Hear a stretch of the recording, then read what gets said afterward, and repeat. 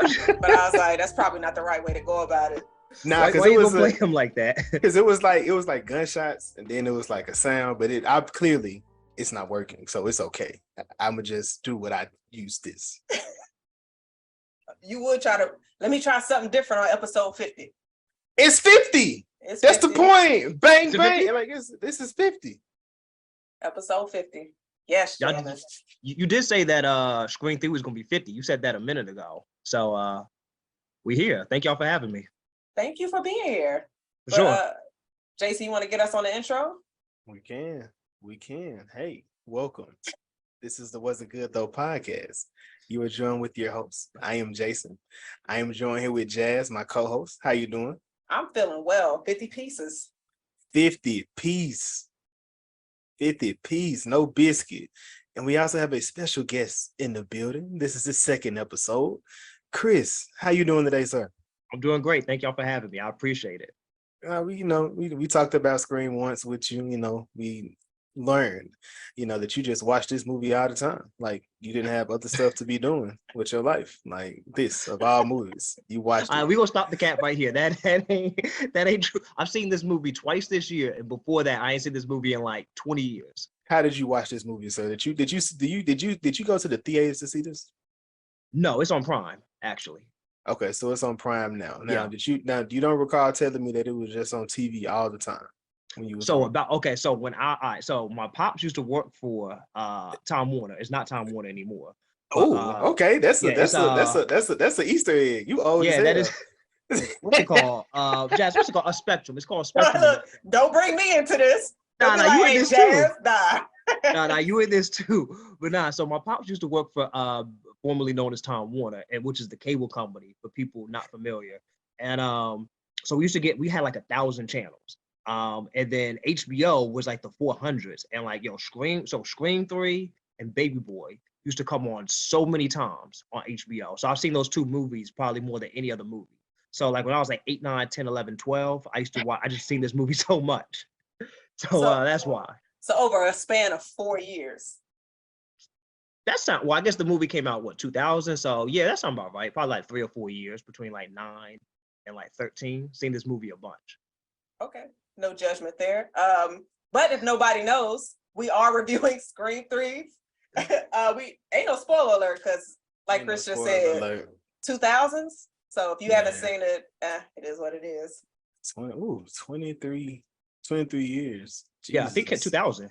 It came, and I came in 2000, man. I remember going to the movies and seeing this, like, and either it had to be fourth grade. It had to be in fourth grade when it came out. I went to go see this in theaters, man. This was the, like, one of those experiences when you go to the movies and it was like pandemonium, everybody going crazy, everybody talking to the screen. Yeah. This was the time. So it holds a special place in my heart, but it also stays on my head because what the fuck was this?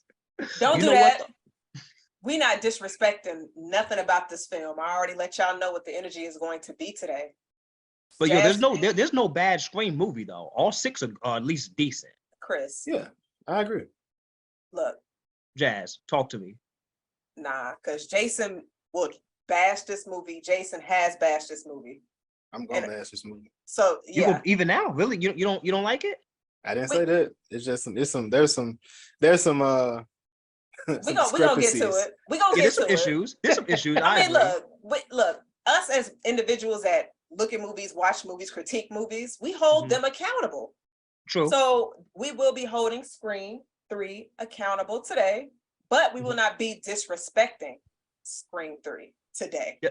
Jason, get disrespectful. Like, speak your truth. Speak your truth. Man, what the fuck? Whoa.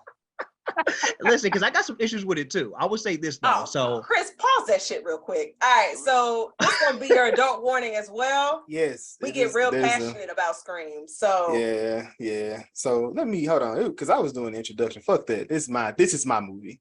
First off. So yes. Again, this episode 50. So please like, share, subscribe. This is gonna be a fun one. Again, Scream is what brought us together. Scream 5 That was our first review. We did, of course, we had to do Scream 6 that came out. I mean, that was a big one. That was our live pod. We talking about stepstones here. And now we at 50. Scream 3. This is probably why we became friends, because we used to kill her for this bullshit that I enjoy. We enjoy bullshit sometimes. Like, I do too. We enjoy bullshit sometimes. So let's get into it though. Jazz, we are in, this is Scream 3. We are 4 years since the Woodsboro slayings of Billy and Stu going crazy. I think we're about 2 years since Billy's mother decided to start her own killing spree with the student Mickey. And now we are caught up with one of the biggest red herrings of the Scream franchise in the trilogy, at the beginning trilogy. Cotton Weary. Cotton Weary, yeah. Cotton Weary. He's in the suit, pressed out clean on the phone with his people. I can't believe they gave me this bull crap cameo in this shitty movie. And he gets a call from a sexy young lady. Jazz, clearly Cotton, we say black men don't cheat. We can't speak for the whites. So clearly Cotton is on some bullshit.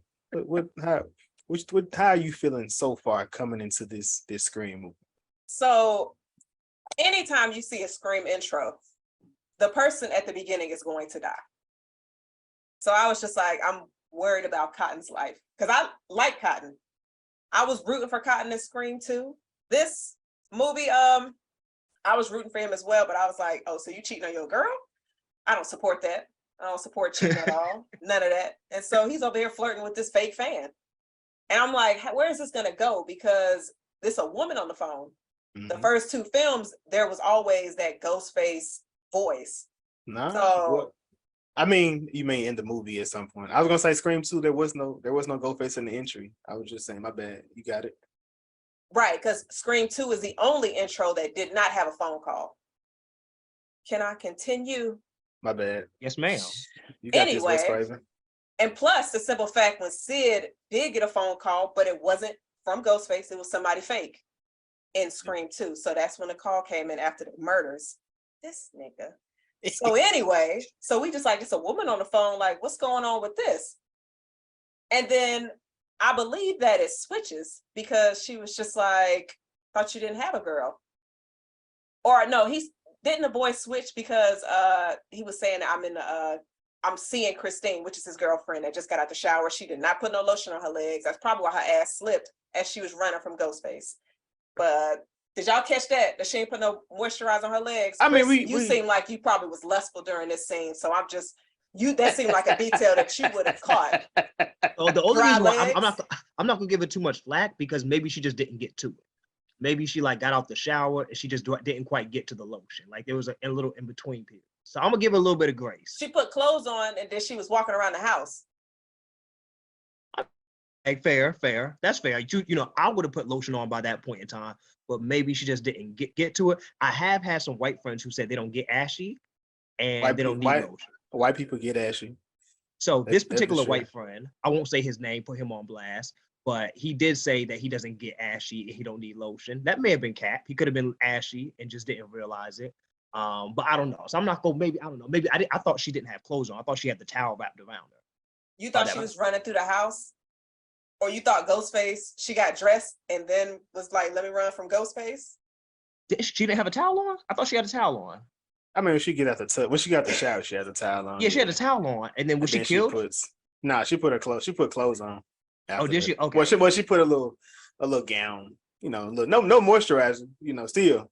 But yeah, she put a little gown on. But okay, she had a gown on. But I'm be real. She put moisturizer on. She probably slip on that flow. Ain't no telling what may happen.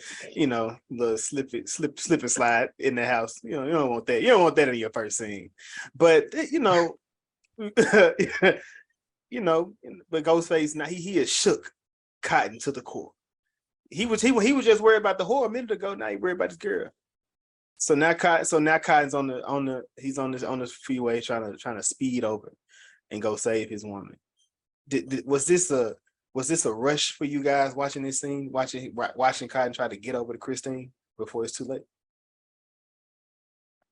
Chris, you go ahead and go. Honestly, So I would have loved to see this in theaters. So just a random fact, I didn't see my first Scream until 5 in theaters. Wow. I don't know how that happened. Yeah, I don't know how that happened. Well, first 3, my mom wouldn't have taken me. You probably too young. Yeah, I was too young. And then 4, I was in college or whatever, and I just would have taken myself, and I didn't. So I didn't see the first one till 5. So I would have loved to see this in theaters because, like, I think theaters experiences are different than watching in the house. But yeah, especially if I watched it like how you were saying, Jason, like in that atmosphere, this would have probably been a rush. Like he rushing, you don't know what's gonna happen. So it was exciting, even from just like watching it from when I was a kid watching it on TV. I mean, I thought it was a good scene. I liked it. I was like, Cotton's about to die. He's rushing, he's hitting people's cars. I'm like, he's about to be out of here. In that whole white suit, 100% Cotton is gonna get stabbed up. And then he gets to the house. And it's crazy because as Christine ran into Ghostface, Ghostface changed his voice to Cotton's. Yo, I got a question about that technology though.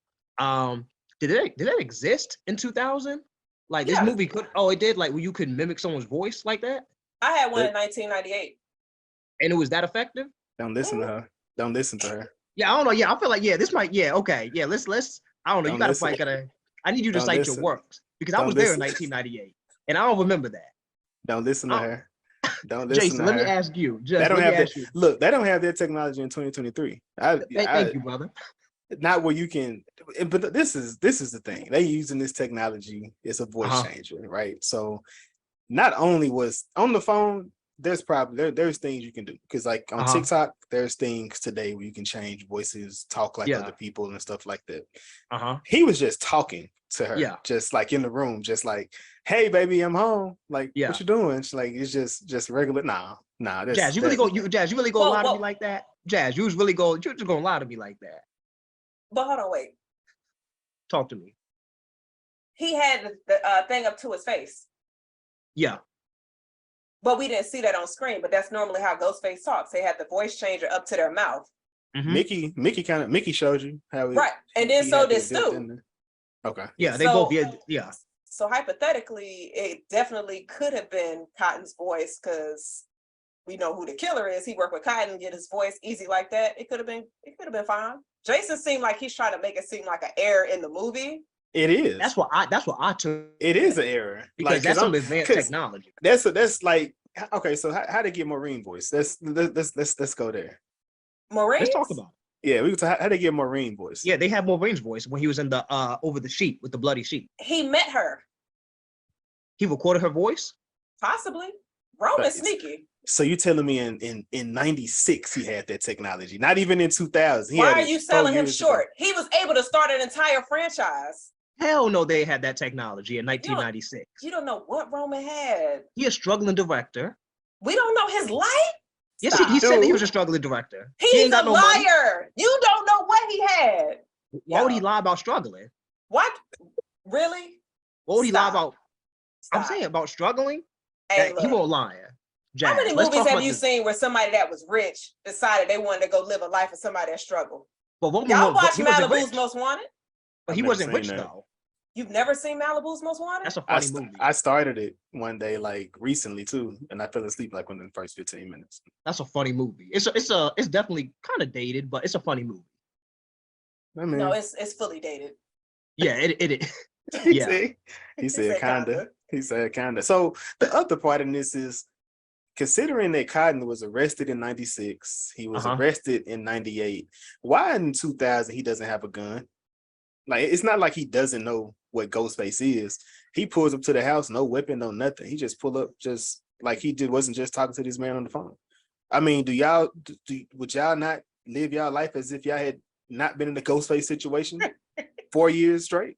I mean, he probably thought it was done by that point in time. Like, what's the chances of it happening 2 times? It happened a third time? I don't know. I'm just going to make sure I'm protected at all times at this point. Hypothetically, he wasn't really a target for Ghostface, though, outside of Billy accusing him. But if I was anybody that survived those attacks, between Cotton and Daryl, the news reporter, I wouldn't think Ghostface was after me. I agree. Yeah, I agree. Man, look. Jason, you are 6 movies deep. So yeah, you're going to assume it's always going to come after you, but put your head in Cotton's body. Cotton really wasn't a part of it. And if he didn't do anything for Maureen, yeah, like he really was not like a part of it at all. And actually, that kind of brings me to the next point. Well, okay, whenever I was gonna ask about why Bowman targeted, Cotton from the beginning, but I guess like him cheating with her. I mean, I'm guessing that was the motivation, but why was his motivation to kill Cotton? He was just going through everybody that was on his movie. Okay. So yeah, he was on the movie, so yeah. Okay, that's right. Okay, because at first I was watching that, I'm like, maybe it was about the cheating, but that really wouldn't make sense. But that makes sense though. No, it was for the movie, but it also affected Sydney. Kind of like when Bill and them killed Casey in the class because they knew she was right next to Sydney in the classroom. It's just I thought it was because that was Stu's ex-girlfriend.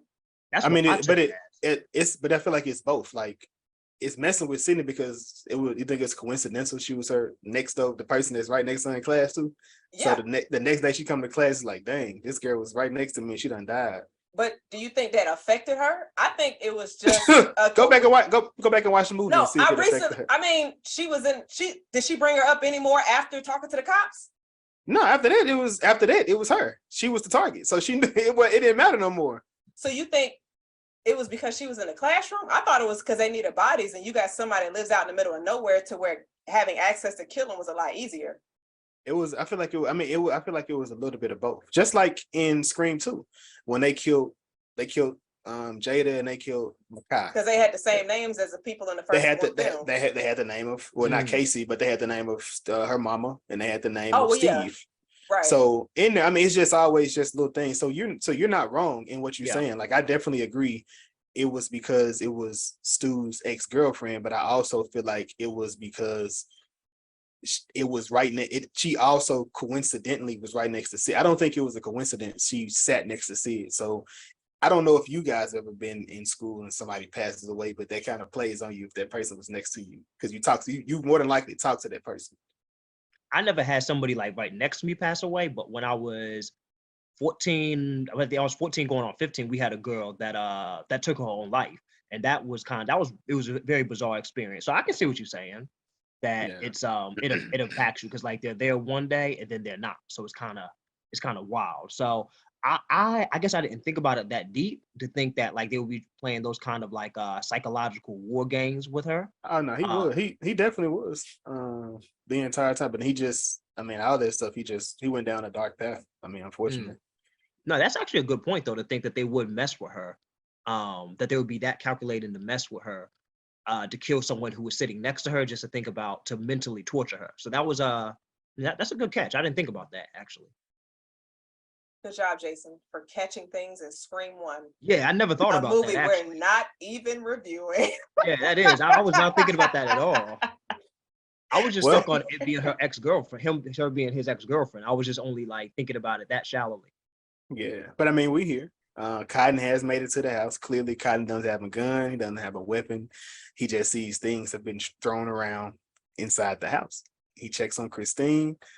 She not hearing it because she's been hearing him. This ain't it. She gets to swinging. She clubs him with the club. And Scream, Ghostface comes in. He stabs her one time in the back. She's done. Like I said, and then in here, like I don't know, like these stabs, there was some weak stabs. It felt like, and they out of here. As soon as they're not weak. You just used to motherfuckers getting stabbed 20 times and still surviving. No, Jason, don't say that. That's hey, look, 50, look, a year later, 50 Cent got shot like 9 times. I don't know what am I supposed to be used to? That's black muscle.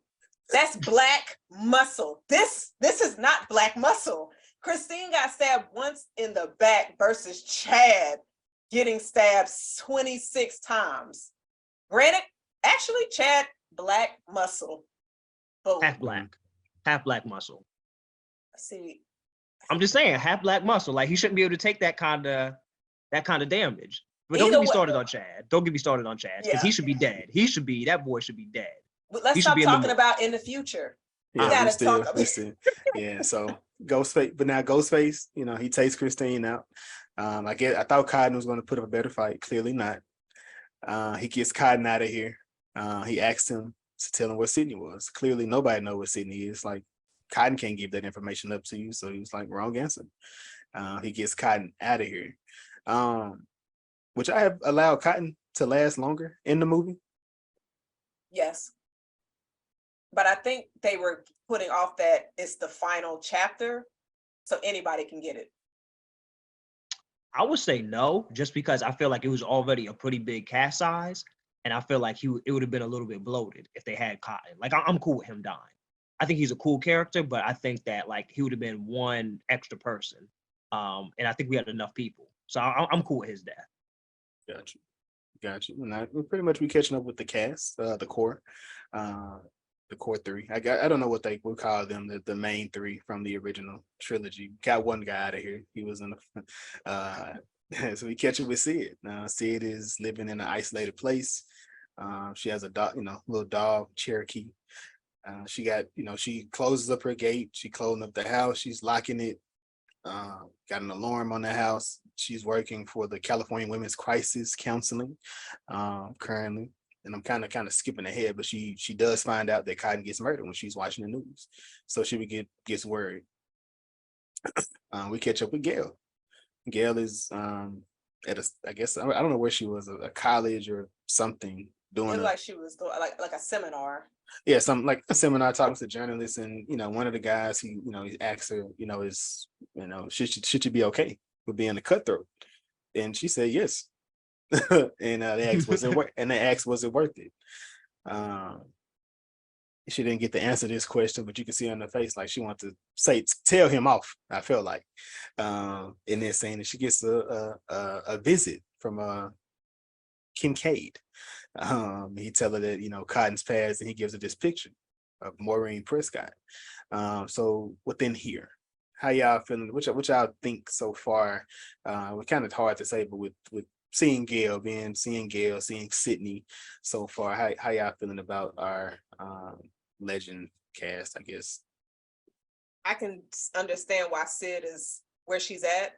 You done had 2 movies of a killer trying to come and get you, so it's just like, let me go ahead and be secluded. But then you see the success for Gail, and so it's just like she's still up to her same foolishness. And so I was just like, all right, so where do we at? We see these 2. I'm just like, where we gonna see Dewey at? So, because when we left them, Gail was getting in a van with him because he had got stabbed, like cut up and shit. So, yeah, I was trying to see like how they were all gonna get tied back together, but of course, Cotton's death. What you think, Chris? I think it was a good contrast between seeing how 2 different people are handling a traumatic situation, where you have Sydney was looking to give back and helping others, which I feel like fits with her characters. Where we have Gail is looking to profit off of the situation. So they both make a lot of sense, but it is a nice contrast just seeing to like how they're both handling the situation, where Gail is literally front and center, attention is on her. Sydney is off somewhere secluded. So it's just a nice contrast, I thought. And one thing just watching, and I guess later in the scene, as we could see like Sydney started dealing with the trauma and having the nightmares, is that one thing that I hope that future move, that maybe even in 7, is just showing how the survivors handle with that PTSD, and maybe seeing more of that. I think that was like a nice little appetizer, but I would like to see a movie like maybe go full on and just seeing how they handle like that psychological part of dealing with like someone trying to murder you. But I think that for 2000, I thought that was a nice touch though. You liked her seeing her mother? Not specifically like that scene, it didn't bother me, but I think just seeing like, so for like Scream 7, like to see like, okay, like how are they gonna handle like this grief? How are they gonna handle this trauma of getting stabbed? So not necessarily seeing like dead relatives, but I think just had that PTSD part. I like that part. I like that. Did you like that, seeing her dead mom? Hell no, I think that was one of the issues with Scream 3. I think it was an issue with Scream 5 and Scream 6. Yeah, I don't need to see no ghosts. And I don't need a ghost talking to you. But it was a nightmare though. It wasn't like a hallucination though in 3. That was a nightmare. So I'm cool with that personally, but like seeing the hallucinations like in 5 and 6, I'm saying I'm less of a fan of it in 5 and 6 than I was in 3. Because I think that it's plausible to think that you might have a bad dream. If she was just seeing things, then I'd be like, okay, this is kind of weird. But I was cool with the nightmare though. Right. And I feel like Roman was playing some of it too, right? Like he was playing some of those voices. Yeah, that was another loophole in this movie. Don't do that. Loophole. Not you writing down. Loophole. No, that's kind of wild, yo. That's wild. I honestly feel like though, when they did it in Scream 5, they were trying to put their own twist on it from what you saw in Scream 3. Sid had dreams about her mother coming to see her and all this other stuff, and it was like, boom, let Billy be in Sam's mirror reflection. Let her be awake and seeing Billy. And they was like, oh, that's a good idea. It wasn't. It's not. I don't. Yeah, she doesn't know him. Like, she don't know him. Wait, that's my issue with it. She doesn't know him. She's never met him. She don't know his voice. There's not videos of Billy out here. I mean, there may be, but I don't think so. Like it shouldn't even be that. But you know what's funny? Like when Sam saw Billy, he was still in his same shirt, bloody and shit. But when Sid saw her mom, she didn't look good. She was just in like her body. She wasn't even in her funeral outfit. Like, yo, Maureen looked a mess. Nah, she did look kind of wild. Like she'd been in the woods or something. So I guess maybe like she crawled out of the ground. I guess it's like the implication, but she did look mad dirty. Yo, so I was kind of wondering on that. Sid gotta relax. But I feel her though, yo. I feel her. Like she's been through a lot. Like that makes sense. That like, at least I think it makes sense that like if a character be having some bad dreams. Now why she dreamed about her mom and not go a little bit, I don't fully understand that. Well, Ghostface popped up in the dream as well when she thought she was seeing her mom. He did. That's Ghostface. That's right. Yeah, she did. Bust through the window on her. Yeah. We catch up on we on the Stab 3 set. We come to the Stab 3 set, pretty much getting introduced to our new cast for this movie as well as the movie that they're filming. We get Roman first. He's pretty upset about them trying to cancel the movie, telling them they should just beef up the security on the set and for the cast so they can keep it going. And they have the Milton. He asked Wallace and Kincaid what do they think the deaths are in relation to the movie? He's like, you're making the movie called Stab, and he was stabbed. He made a good point. He definitely did. And then we catch up with the new cast. They sitting out here just little banter back and forth of the new cast and crew. Who was you guys' favorite? Tyson, of course. Well, let me not say of course, because Chris gonna say Angelina or some shit. So I'm gonna say Tyson. Nah. Tyson was funny. I like Tyson. Yeah, I enjoy Tyson character as well. So Tyson, all three of ours? Of the new people, I mean, outside of that, Jennifer, maybe. I mean, I feel like he's the only one that really showed personality, or at least like personality that was likable. Like Tom was kind of an asshole. You didn't like Jennifer? She stood up to Gail. That was the Gail in Stab. The fake Gail. I mean, she was cool, but she was like just following Gail around like a shadow. So I mean, but you know why though? She was shadowing her. It didn't work though. That's because they split up. She should just went home. Why are they going to a party? What is up with them going to parties? And there's a killer. That's what you have to do. You have to go to a party. If Ghostface is coming after you and like 3 people in your crew have died already, you have to find out where the party is going to be and you got to go. Those are the rules. So you as a possible suspect got to follow the rules that the possible killer has to follow as well. So, but yeah. But then Gail, she comes to the set, but she get introduced to Gail, the fake Gail. And we find out that Dewey is he's the the technical advisor on the film, but he's also been giving her tips on how to be the best Gail, or her best self, I guess. But Milton, he throws Gail off the set ASAP. No reporters on set, and they have this Maury joke.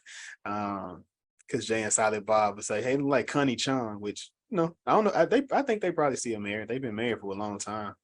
Connie Chung and Maury Povich. I'm not sure of the reference, even though it's 23 years old. You don't know Maury from the You didn't see Maury? He was like the other Jerry Springer. the DNA test. Yeah, Maury. His wife? Yeah, his wife is Connie Chung. Oh, You don't know Connie Chung? She was no. she was very big in like news reporting back in the day. I don't know if she still does it now, but back in the day, yeah. I asked my mom, like, he married to her? Like, that was random. That's random, but yeah, they've been married for a long time. Oh, okay. We got an appearance from Sia's dad. He's been missing since the first movie. She's talking to him about the secrets that her mom was keeping and how they're coming back and is haunting them. How y'all feel about this scene with Mr. Prescott being back? It's not haunting him. He's fine. He just pop in and out like after he came out the closet in Scream 1. Wait a minute. What you mean? When like a literal closet? Stu took him out the closet. Gotcha. Okay. I thought I missed something. Yeah. I was like, I was kind of confused too. Yeah. Okay. Literal closet. Keep up, gentlemen. Keep up. But okay. It was refreshing to see him because I was just like, okay, now we're seeing people that we haven't seen since the first film and that also survived. So I was just like, okay, I'm enjoying this third installment of bringing back the old people that survived. But Sid is basically asking him, like, why was she a hoe? I don't know how her dad is supposed to answer that question because all he wanted to do was love her. But Maureen was just, look, that ain't enough. Man. She had Wayne playing in the back. Bitch, I'm single. I'm single. Yeah, for every day. It was every day. You can't be the town.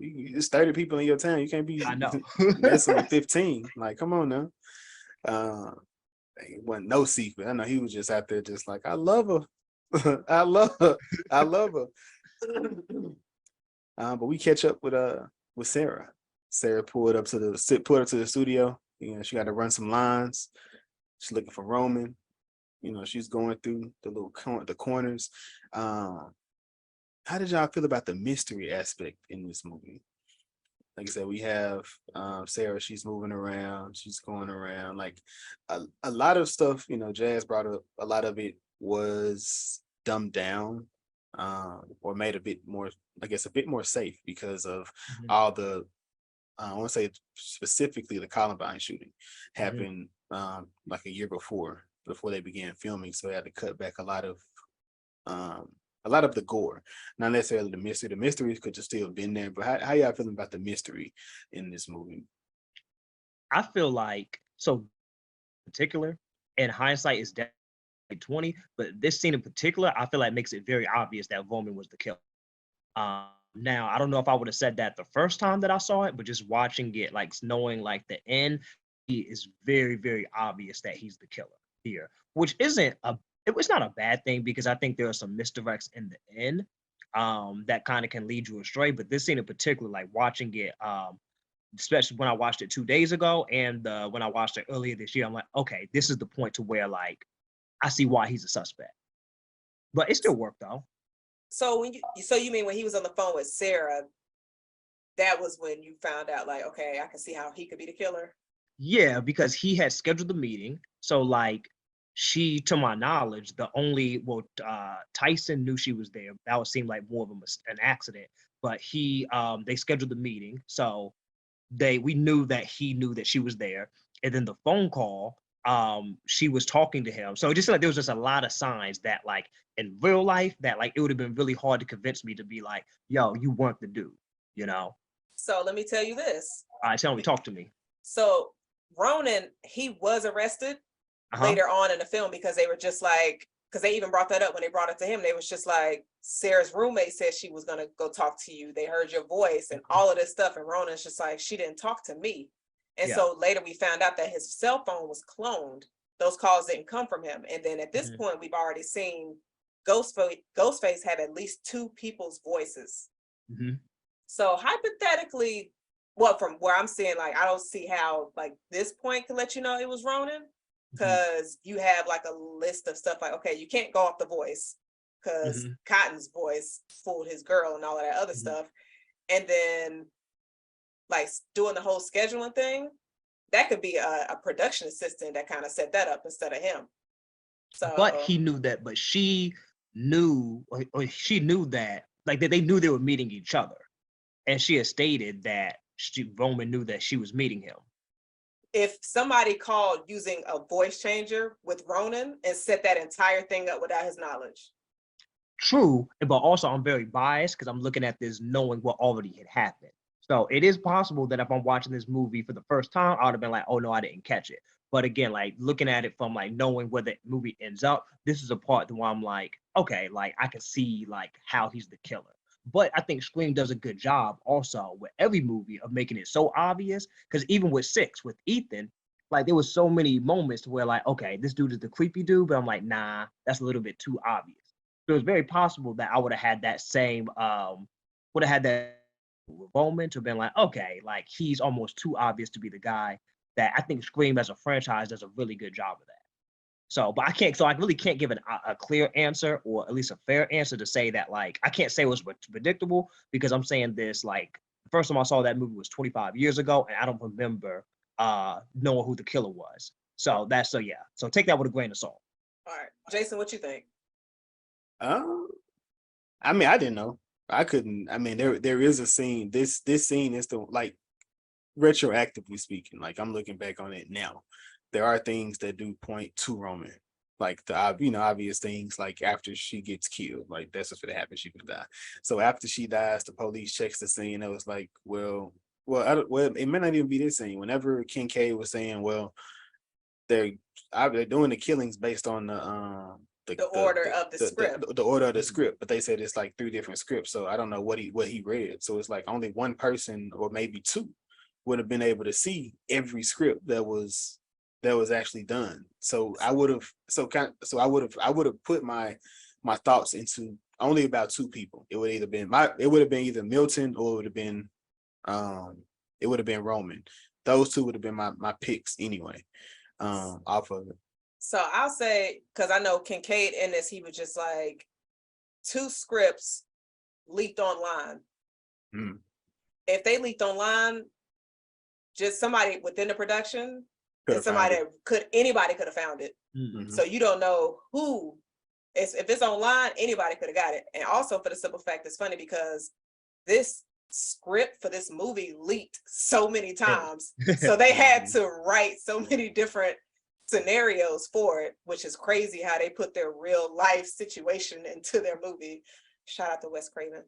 But yeah, so I'm like challenging both of y'all on how y'all would have seen that.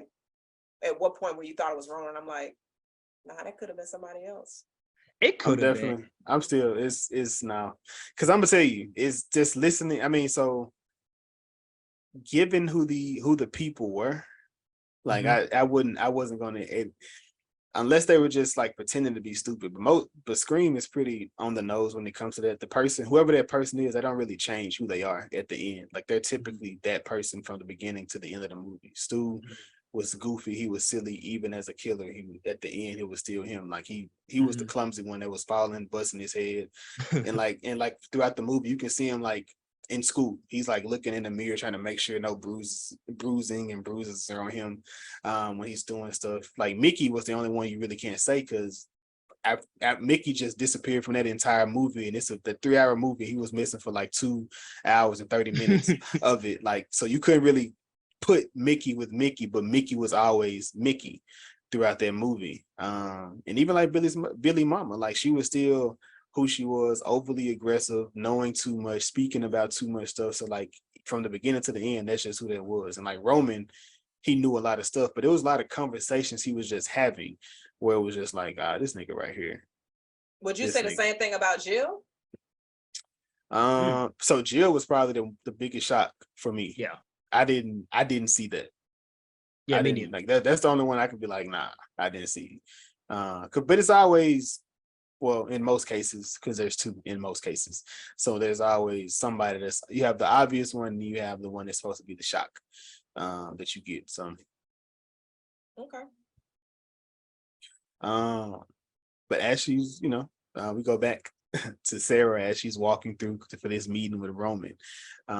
She's only greeted with a jump scare with Tyson, kind of what Jazz has in her background. He's in there playing with prosthetics. He tells her, like, nobody's here, everybody left. Nobody came, nobody's supposed to be in the office. At that point, I would have left with Tyson. What am I doing there? Like, ain't nothing else to be said. He said it, that's the end of it. That would have been me. But of course, she's in there. She gets a phone call from Roman, which it scares her. She breaks his toy, not his toy, but his award, which loses his head, because which he thought later was a sign that he's next. So she's listening to when I listen to, they're running over the script, and she was like, why do I not have, which is same thing I said about Cotton. Why don't I have a gun? My boyfriend just died. I take a shower. Like, that's just a pointless scene. I'm naked in the shower. Like, it doesn't make sense. He pretty much tells her, he told her about the rewrite, which was, more so a meta scene. But then he told her that, the next line was Sarah gets cubed like a pig, and she gets scared. And then she starts trying to run, and she sees a shadow. At this point, y'all see this shadow coming onto the door.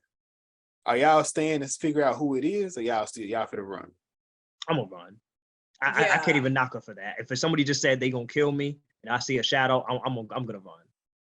I'm not gonna lie, like the way how they did this scene, she did what everybody or a majority of people would do. Here go Jason. You only saying that because you know how it's going to end, my nigga. There's no. So what I would have done is I would have waited till that person came into the door, to the door. You know what I'm saying? But I mean, of course, you're looking at the person like security. You probably wouldn't expect them, but you don't know if they come in there just not Ghostface or whatever. They come in to kill you. So if that's my thought, like, I'm not thinking they in the Ghostface get up, because they don't know that so far. They just out killing just from what you know. You don't know what that person looked like. So I guess I get where you're coming from, but I probably would have sat down, seen, and then been like, okay, I would have just peeked around the corner, kind of like just waited for them to come in. I wouldn't just start running, trying to hide. Actually, I would have tried to hit them with something. That's what I would have done. Hell, I don't know it's a security guard. I just see a shadow. So I would have definitely tried to hit her with a chair and then be like, oh shit, Roger, my bad. Somebody just called me and threatened my life. Are you okay? And then we would have got out of there. So that's what I would have done. Yeah. But she hides in the room full of ghost faces. A lot of Ghostface costume, which is cool little scene. But of course, Ghostface is in there too. I don't know how he knew, but he knew. He pops out. They have a little I guess, little funny scene. She puts up a little fake knife, try to hit him with it, but it's a fake knife, does nothing.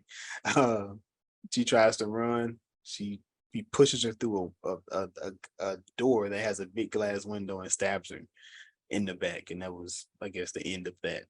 One stab. This is twice. No, one, two. This is probably this is the second person, because Christine died same exact way. Then Cotton got a couple of stabs, I feel like. I think he only got that one, mate. I think he got hit a couple times, but I think he really just got the one stab, like in his chest. Oh yeah, he put hands on. We saw the one stab, but I think he stabbed Cotton again, but it just went to the intro. Yeah. This is before the slash, right? Before the scream slash on the screen. Mm-hmm. What you think they be slashing? Like across their face or their throat? I'm gonna say throat.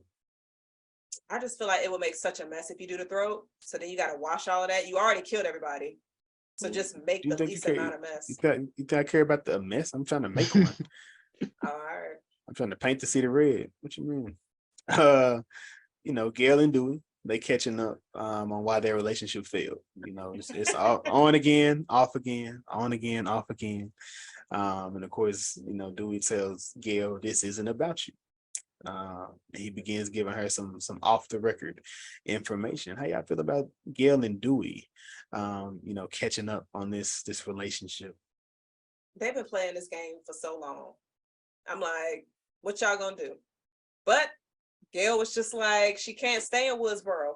It's too small for her. She was like, I need a bigger city. And then Dewey's just like, I don't know what you want me to do. But I thought the information that he gave her, though, I thought that was very interesting because it was a woman calling in trying to get information on Sid. And then when I heard this scene, as many times I don't watch this movie, I was like, I wonder if it was the same woman's voice that Cotton spoke to at the beginning of the movie, trying to get information on Sid, and then with her file supposedly getting stolen, but we come to find out Dewey already scooped that up. But I wonder, like, is her new address in that file? If so, Sid, why is your stuff out there? But we don't know what was in the file because Dewey took it.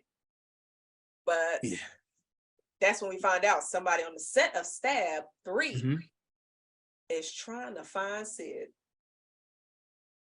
Yeah. Yeah, so in this, yeah, there's another issue I have. We'll get there. Dewey pulls up. Dewey goes over to Jennifer's house. He gets a page, he's got to make sure, and of course Gail follows. They're trying to figure out, and they go through the script, and they say the next person that dies is Gail. We find out Dewey, he's been living on the actual property in some little trailer, I guess, behind the house, I think, back there. And Stephen Stone, I think his name, right? Stephen Stone, right? This is his name? I think that's what it is. I think Stephen Stone, yeah. He tells him, we don't need you really for security. You just an advisor for the movie. Your resume reads like an obituary. We are good. That was hilarious.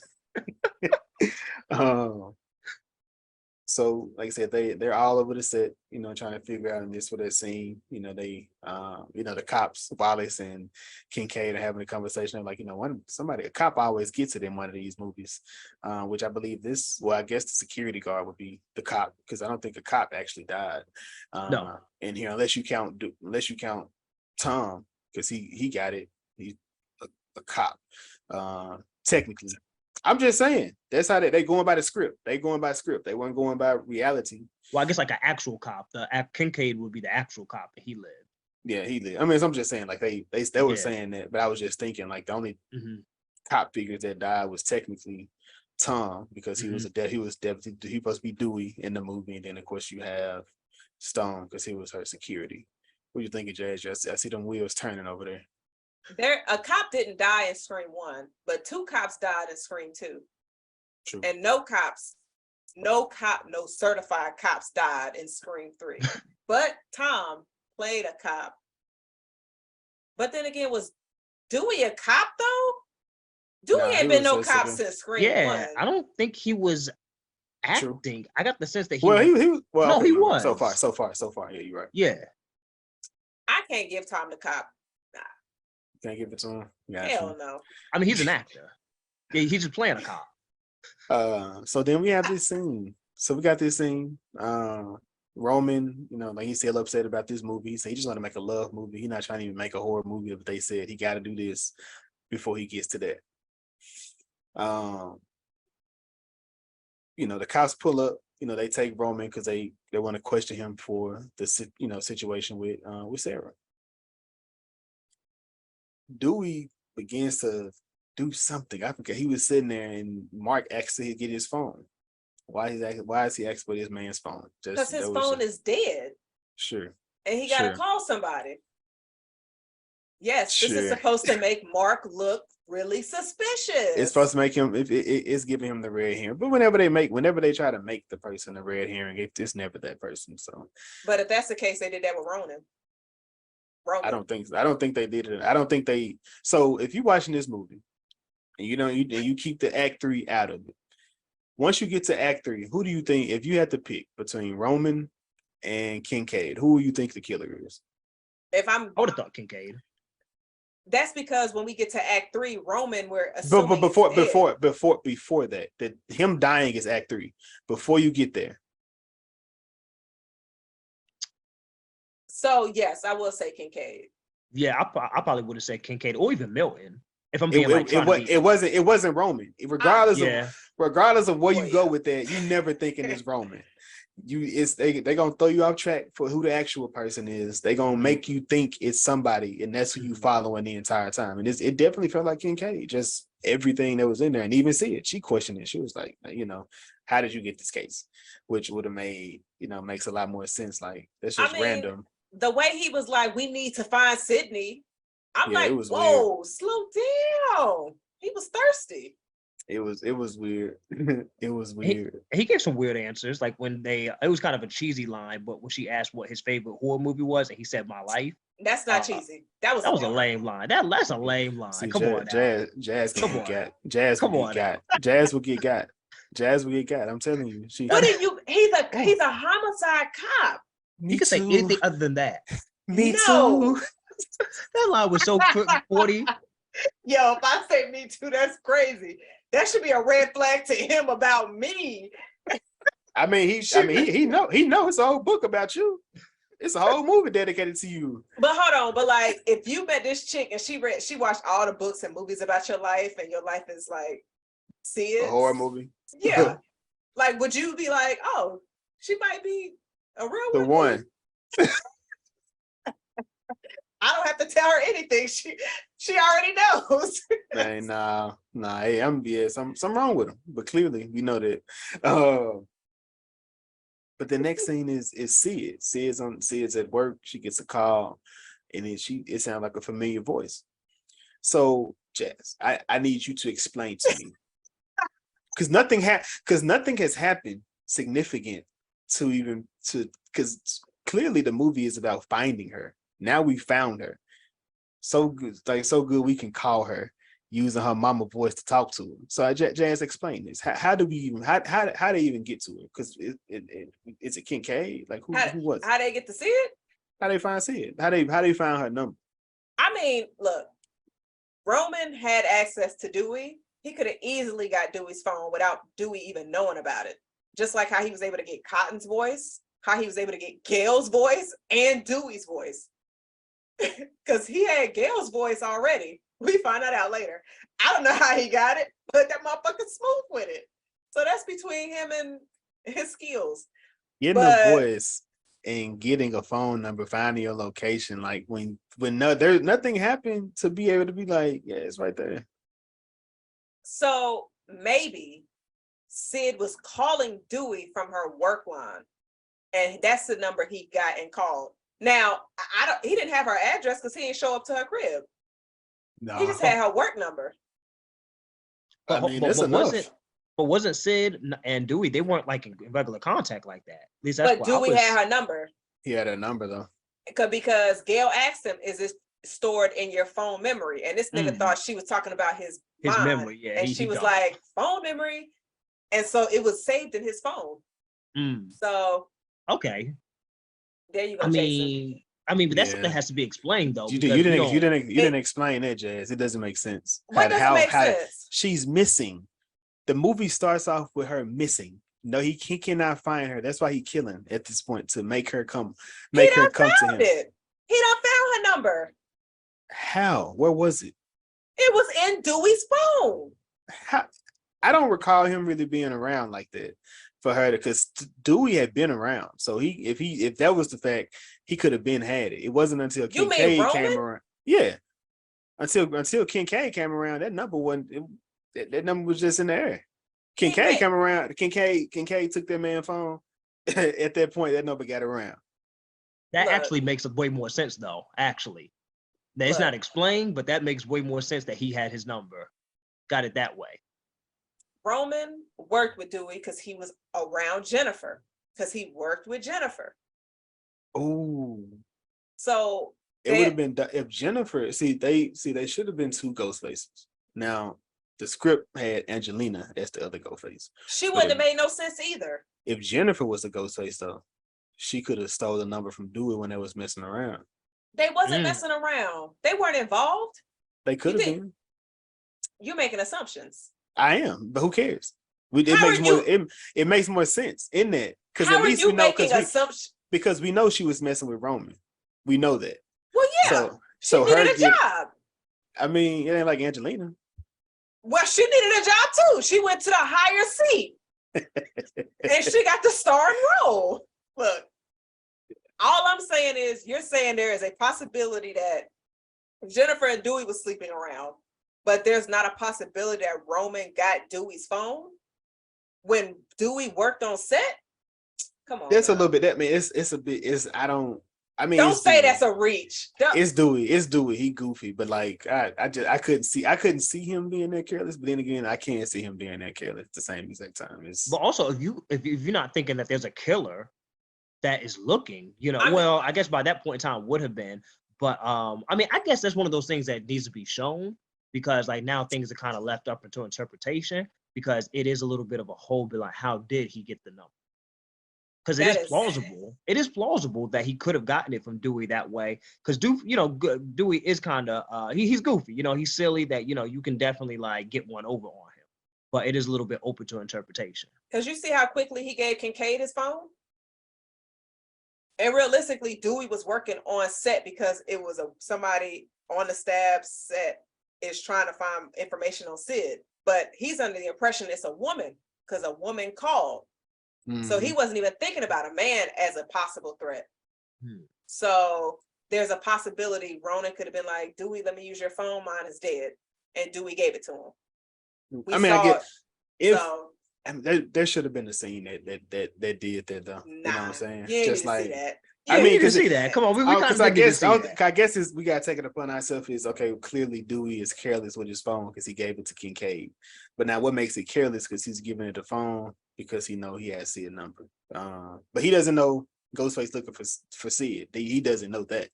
So who doesn't? Dewey don't. Dewey does know. He knows somebody is, but he doesn't know. Like somebody on set looking for it. It's just, but I don't know. They did a lot of careless stuff for them to have been a part of. This is this their third run in with somebody in a mask trying to kill them. They were super careless in a lot of ways in this. But in Dewey's defense, though, like Kincaid is a detective, so you assume that he's probably not going to be Ghostface. Well, now we later found in other movies that cops could have been, but I could see why Dewey would have let his guard down, and in that scenario. Man, you ain't buying it, even with Kincaid. Nah. You would have told Kincaid no. You'd have been like, nah, player.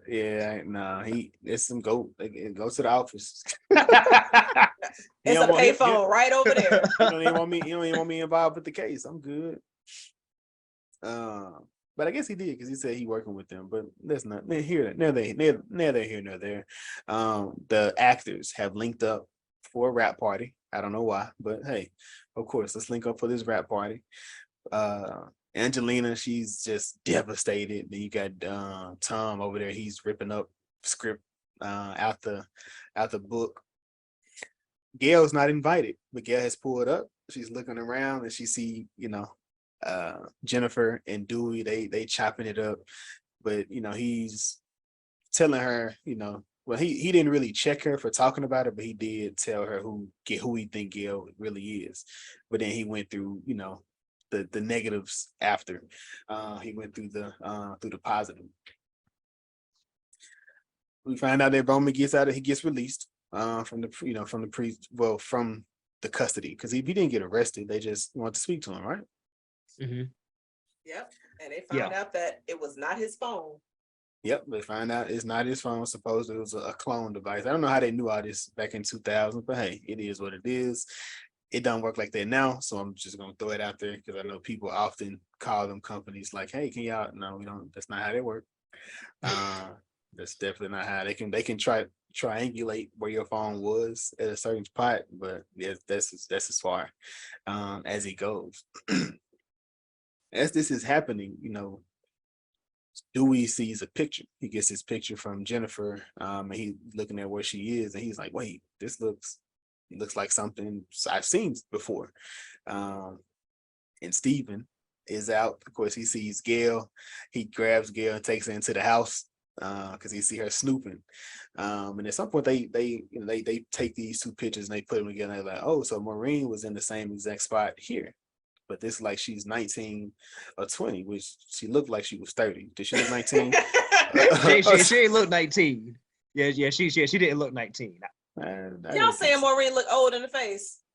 Yeah. She ain't look 19. She look about 25, 26. 24 to 26. She looked grown. She looked grown. She didn't look that age, but they can identify themselves. Stewie, and not Stewie, but Steve, he's inside of Dewey's trailer. For whatever reason, searching through stuff, looking through stuff, stealing money, He told him why. He said, I'm trying to make sure there's nobody in here that could stab you like they stabbed your little sister. Some disrespectful stuff. That was fucked up. That was wild to even say. That was. Yeah. And I love, he was like, what did you say? That makes me, and then he changed the voice angry. Like, can you imagine being Ghostface? Going from one voice and then just switching to the other one. Like, why? Why did you even have to do that? I mean, it was good. I mean, he was just an asshole. I mean, he was just an asshole. I think it was to just it'll throw you off though. If somebody switch the voice, like, oh no, it's not. Yeah. If you ever been on the phone with somebody on three-way and then somebody else come in, that'll mess you up. They ain't never. You mean like a fourth person or like? No, it's a third. It's a third person because you on the phone with one person. Yeah. Like on what's that? Mean Girls. Like on Mean Girls. They on the phone, like listening. They listening to the phone call and they click them in. They start talking. You're like, wait, I didn't know you was on the phone. Yeah, I have had that happen before when I was a kid. Yeah, we did used to do that to each other. Yeah, exactly. I feel like your experience is probably different than Jason's experience. Jason's experience happened when he was an adult. Oh, you were an adult? Oh, you adult? Oh, this is like last year. No, I don't believe. Hey, Chris, last week. This was last week, bro. Hey, listen, I was like 12 years old doing that. Nah, you ain't gonna catch me up like that. I hang that phone up in a heartbeat. Who is that? I don't even know. Can you even do three-way on phones like that? I don't even. Yeah, can you see cell phones? Yeah. Yeah, you can. I guess the technology there. Yeah. I can call you. Me and you can be on the phone. I can merge the call and call somebody else. Yeah, that's right. I've done that before. That's right. They'll never know. That's why I normally don't say nothing until I call the person. I'll be like, nah, I don't know who the fuck you probably put on this call. I don't know if you're recording the call. None of that. So everybody in the house at this point. And then the front door opens just randomly. I don't know how these, I didn't see when. I didn't see things moving, rustling. How often do you see when, Jason? I mean, do you see it a lot? You know it's wind because if it ain't no leaves, no. That's what I'm saying. It was nighttime. It wasn't no leaves. The trees might have been blowing. We didn't see it. Jazz, you would have seen stuff. You would have seen stuff blowing. Look at Jazz trying to cop, please. So the door just swings wide open. And then, Jason, how many movies have you seen where the door swings wide open and nobody's there and it's in the fucking house, so you can't blame the wind? I'm saying it happens. Wait, hold on. Was the door creaking open? Was it already like creaking? No, open? It's one of those doors where it don't even creak or nothing like that. It's got that good WD-40 and that bitch just swing open. I've seen those kind of doors before. I mean, was the door was it cracked? Was it cracked in a supposed alleged wind blown? No, it was just one of those things that shit just opened. So a closed door just opened. So I think it was just Ghostface opened it, kicked it, and ran out the way. Ran out the shot.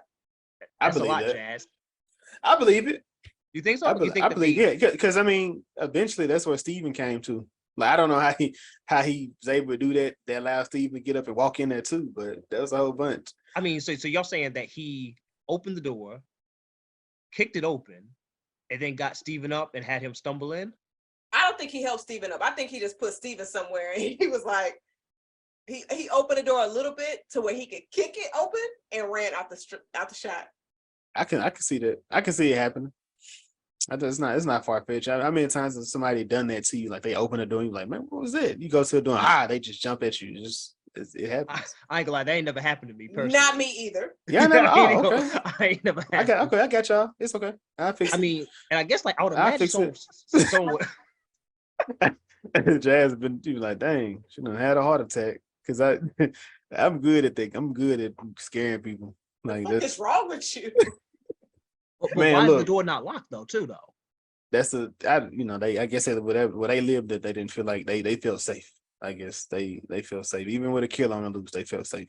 Everybody feels safe when there's a killer on the loose in these movies. So don't try to put that on Scream 3 like they're the only motherfuckers who felt safe. Yes, I didn't say nothing. I just said I just had to correct you. So first door opened up, nobody there. Second door opened up is Angelina. Dewey put a gun. I don't know how he didn't shoot nobody because somebody would have been shot. What are you waiting for? But anywho, next door opened up. You know, we got I think Tom and what's her name and Jennifer, they come through it. And then they look back and they see Stephen. He walking through, he walking bloody face, and he just fall out. It's a knife in his back. And Dewey tell him to stay in the house. What y'all doing? I probably would have left. Well, you don't know who's.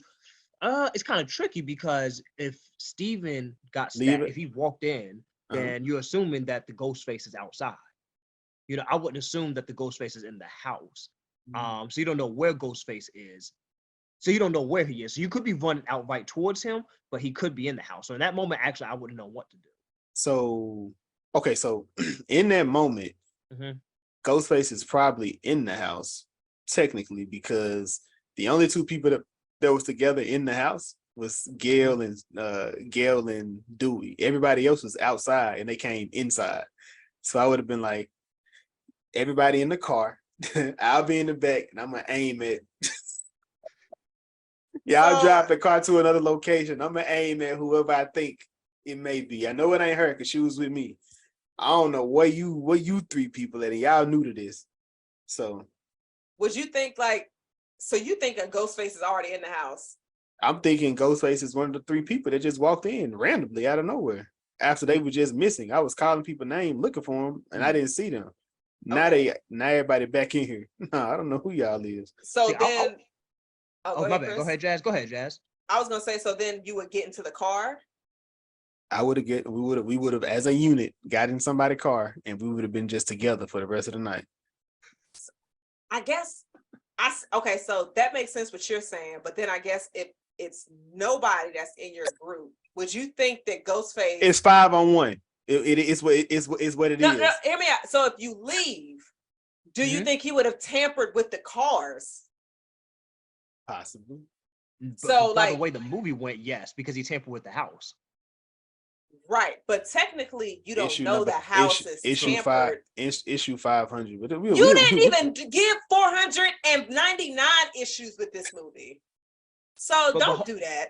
But wasn't he?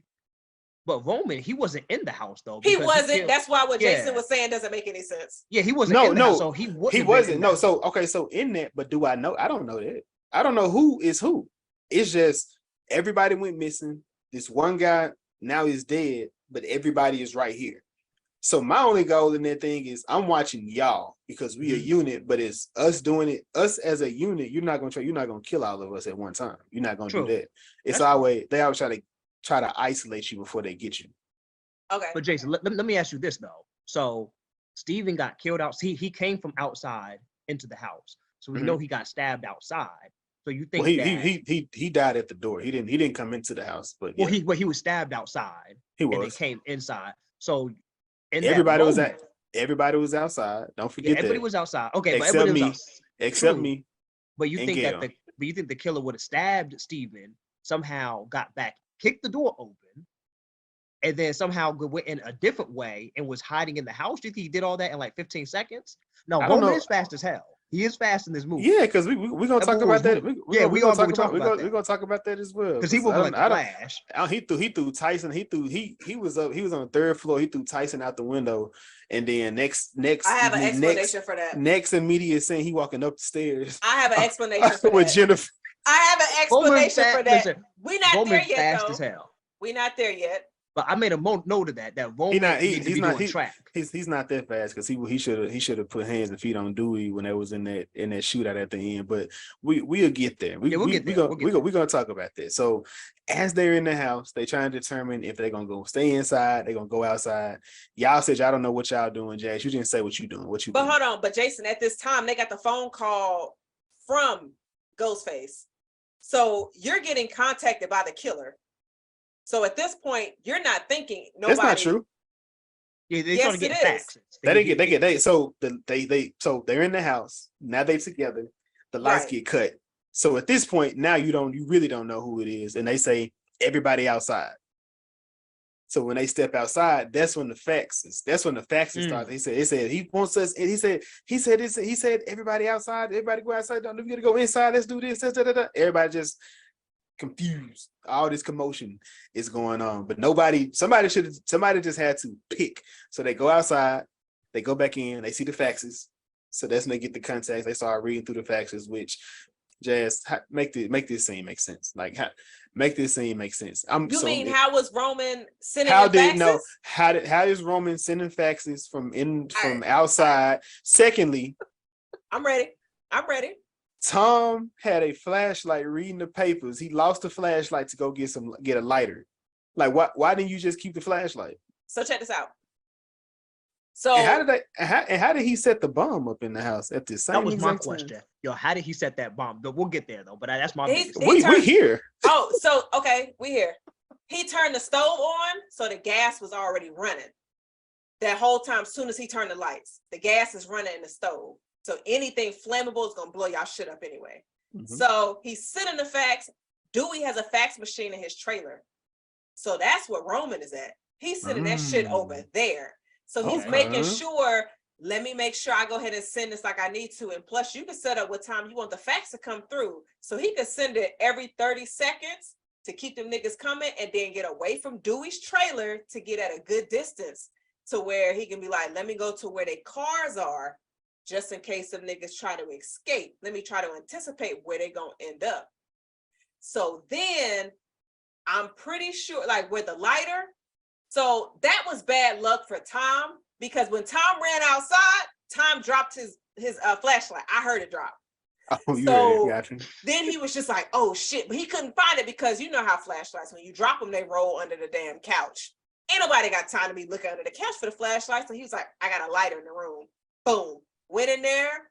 That's when he lit the candle, or that's when he went his lighter, but he wasn't sniffing around for the gas smell. It was too much adrenaline going on. So he was just like, boom. And then that ass blew up. It's a lot to do. It's a lot to do for one person. Look, Ronan get that man his flowers because he got the motherfuckers out of there. He blew up a house. Which Ghostface blew up a house? Nobody. So he was already getting it set up. So then he was just like, all right, all them niggas came tumbling down the hill. So let me go ahead and get behind this car right here so I can go ahead and do a little stabby, drop my picture. But this is the good picture. This is the one that got the message. So not only is this man able to kill in a room of 6 people, he's able to put a bomb in the same exact house. It's not a bomb, Jason. I told you the stove. I know he's able to set a bomb to then make it where this guy, he knew a guy was gonna pick up a lighter to blow themselves up. Then he sneaks down a hill, waits behind a car to hopefully that they fall down this hill, and he's leaving Blue's Clues. That's what you're telling me. First off, Blue's Clues was a very successful kid show. I mean, clearly Scream is biting it. Nope, don't do that. He's leaving Blue's Clues. It's Blue's Clues at least 97, 90, 96, 97, 98. But hold on. If it's 97, 98, when did Ronan start putting his influence on the future, like the first Ghostface? 96. You welcome. Ronan already knew. He already knew what he was going to do. Blue's Clues came out in 1996. Also around the same time. Well, actually, so the first Scream dropped in 96, but Marie was killed a year before that. The first episode came out September 8th, 1996. Marie was already dead. That means Ronan was already training Billy. So yeah. But Billy wasn't leaving Blue's Clues around either. No, that was a Ronan thing because he knew what he was doing. He was like, yo. Blue, like. But Jazz, let me ask you this then. So he set the explosion up, but how would he have known that he would have dropped the lighter or dropped that? Was bad luck on Tom though. That was all bad luck on Tom. Yeah, because if you think about it, he set the faxes already up. He was like, whoever smells the gas. If he didn't think Tom was gonna have the lighter, that wouldn't have been in the fax. See what I'm saying? I mean, that's true. Okay, that's true. This is bad luck. Okay. I guess just for me, I can't get past the physical part of it, that he killed a dude, ran back, kicked the door open somehow, no one saw him, got back, sent some faxes, and then got down the hill. Well, the faxes were they were scheduled every 30 seconds. They could schedule back in 2000 like that. I know they can do that. I'm telling you now, right now, they could. I mean, you graduated around that time. You know better than I do. So, Dewey. So Dewey is in the outside after this is happening, all this commotion. At this point, now Dewey has some of the best aim in Scream history. He on top of the hill. He busts Ghostface from top of the hill. He rolls under the car, leaves Blue's Clues. Jennifer pulls up. She's pissed off. Dewey didn't come to protect her. She gives him a good one across the jaw. But, Gail ain't going for that. I seen that. She comes up, wham, gets her back. She, a whole bunch of animosity in Scream 1. She been waiting to hit somebody in the face for quite some time. She was waiting. She been waiting. And you see Angelina just, coming down the hill last. Like, you just like, wait, what was you at during all this? So technically, Angelina was the only one that had on a dress. So rolling down a big ass steep hill like that, she probably hit a log. She got on a dress and she got on Scream boots. So I don't want to hear that. I don't want to hear that. She ready for war, G.I. Jane. She ready to catch her body. She ready to catch her body, which she was in one of the rights. She was one of the killers. I wish I would have kept it, but it is what it is. Dewey and them, they head to the precinct. They're talking with Kincaid, and they kind of have their little machismo moment between them two. And Dewey was like, "Is that a threat?" And he was like, "I'm gonna put that polygraph on you." He was like, "Wait, is that a threat?" If it's a threat, you'll know it. Exactly. Is that a threat? I'd have been like, "Ooh, spicy." And so they waiting for, we're not waiting for, but Kincaid is so aggressively trying to see it. I need to speak to her. I need to talk to her. Like, it's not that crucial, my boy. Like, he must have been a fan. He acting like old boy from Yellow Jackets. He just a big fan trying to see. That's Adam. He think he's Adam, trying to meet her. And at the same exact time, Dewey go ahead and decides to call Sid. She's pulling up.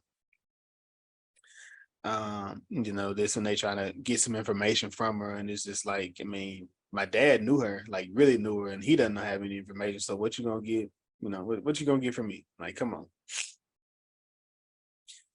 Yeah. Did you notice in this scene? Well, actually, in this movie, Sid is wearing the necklace that her boyfriend gave her in Scream 2 that got killed.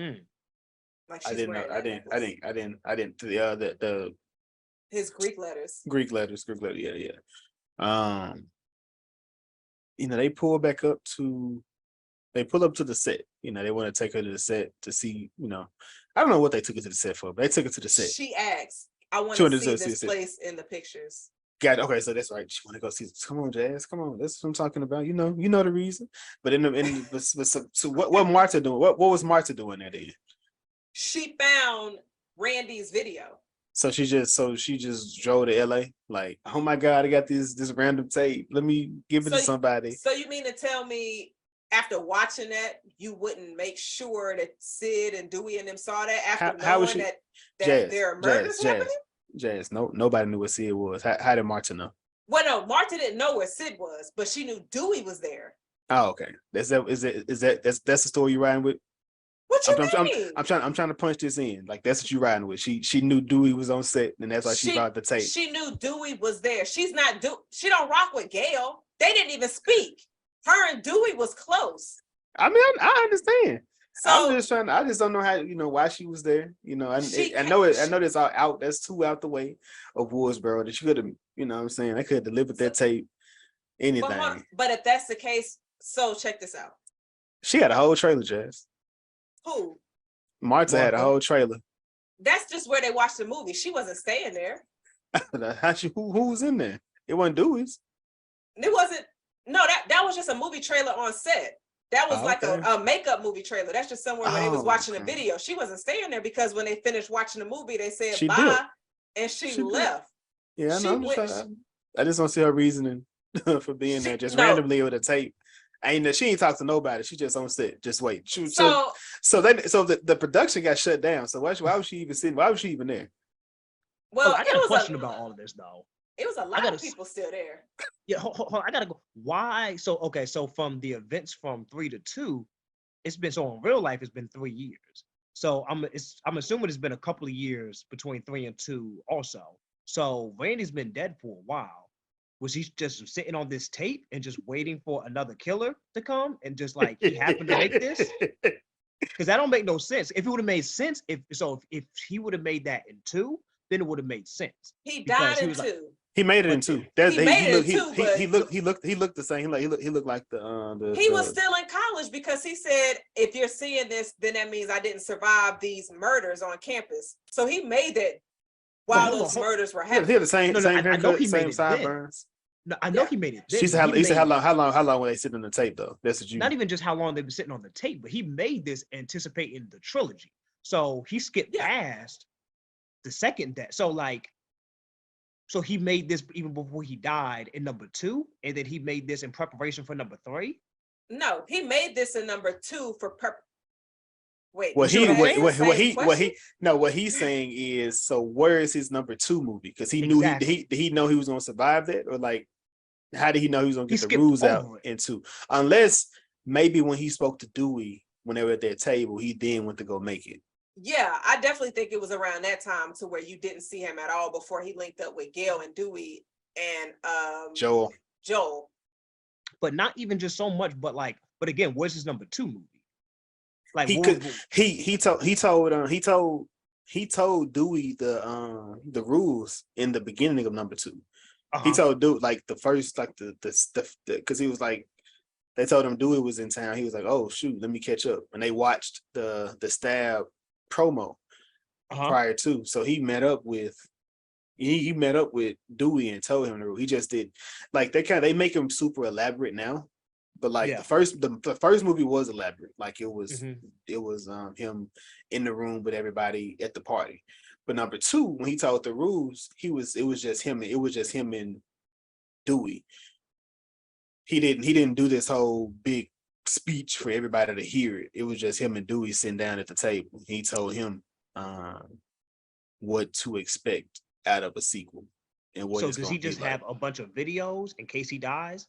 It was just one video. It was just the one. Well, I'm saying, but if he, you think it's gonna be a 4? That's what I'm saying. Like, what is it a 4? Is it gonna be 5? When does it start and when does it end?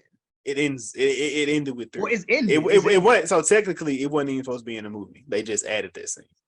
And it really kind of don't make sense. At least for me, it just don't really make sense. It was a last minute thing. So it was. I mean, that's why. I can kind of. Of course, you did, Jazz. For at face value, I like it, but like when I think about it. Huh? Nothing. Go ahead. I'm gonna see it on the replay. I mean, so I get it. I get it though. What Chris, I give it Chris coming from. But that's just a nitpick though, because I did enjoy it though. It was. I mean, it was funny in the movie. Yeah, I definitely laughed. I thought it was a good touch because then you have that expert.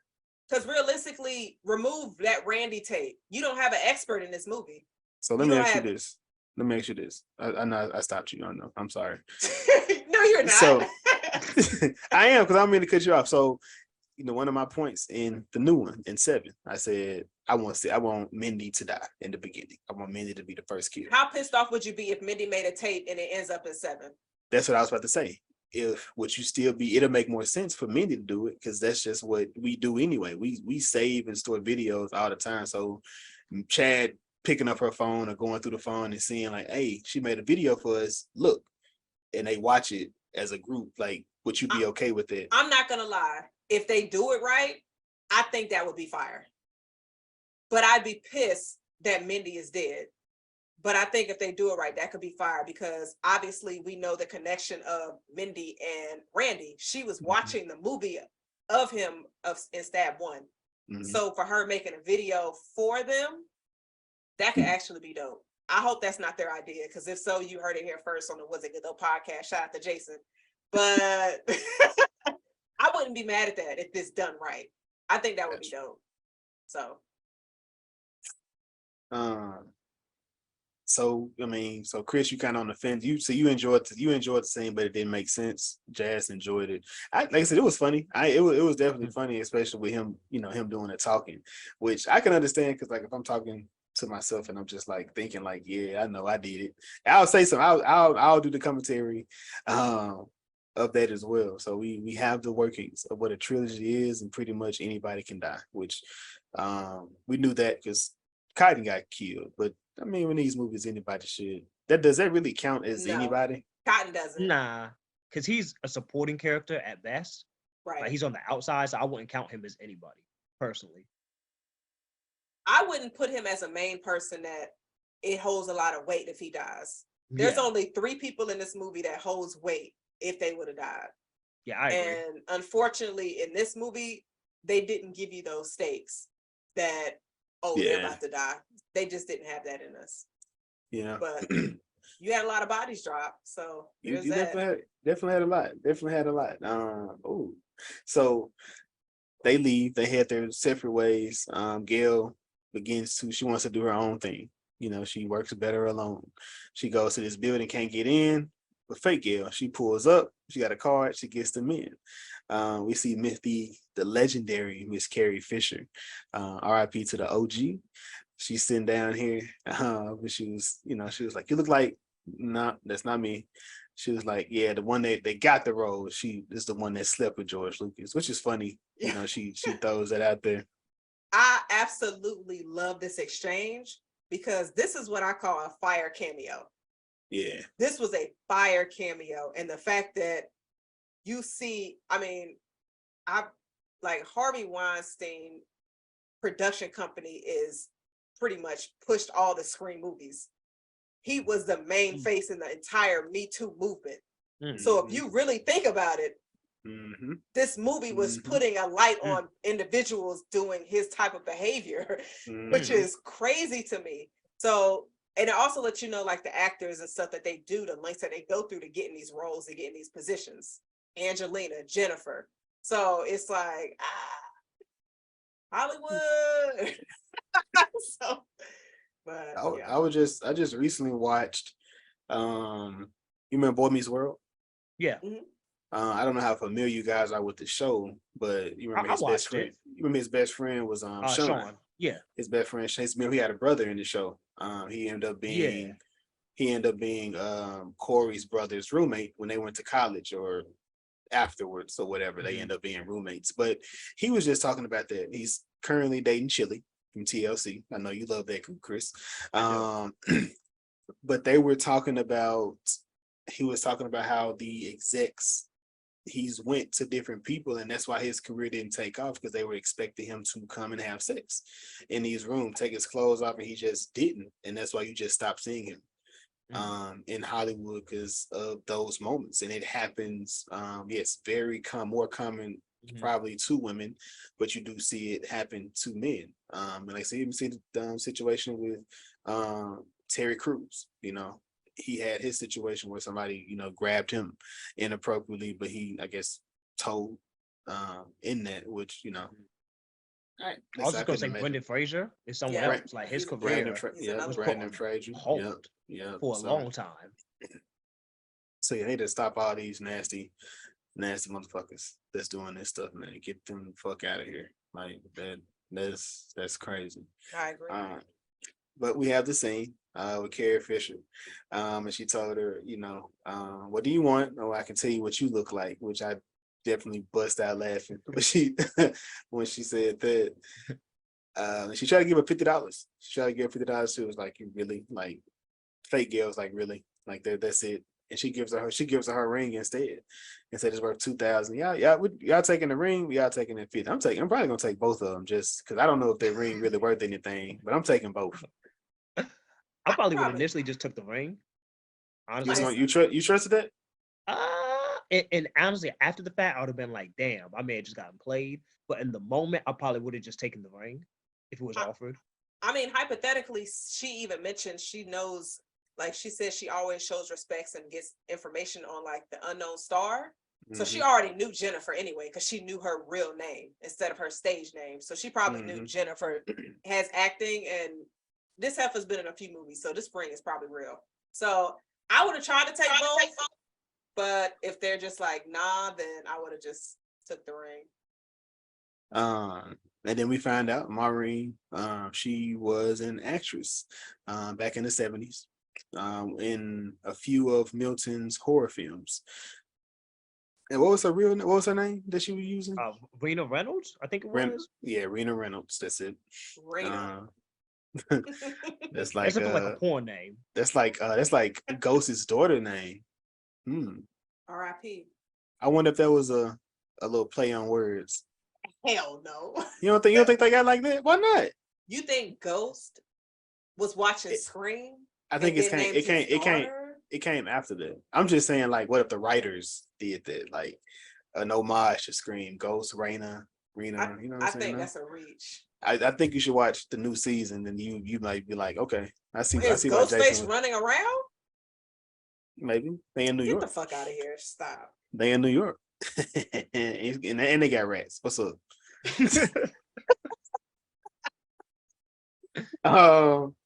And we catch up with Sid. Sid is on set. She's in the restroom.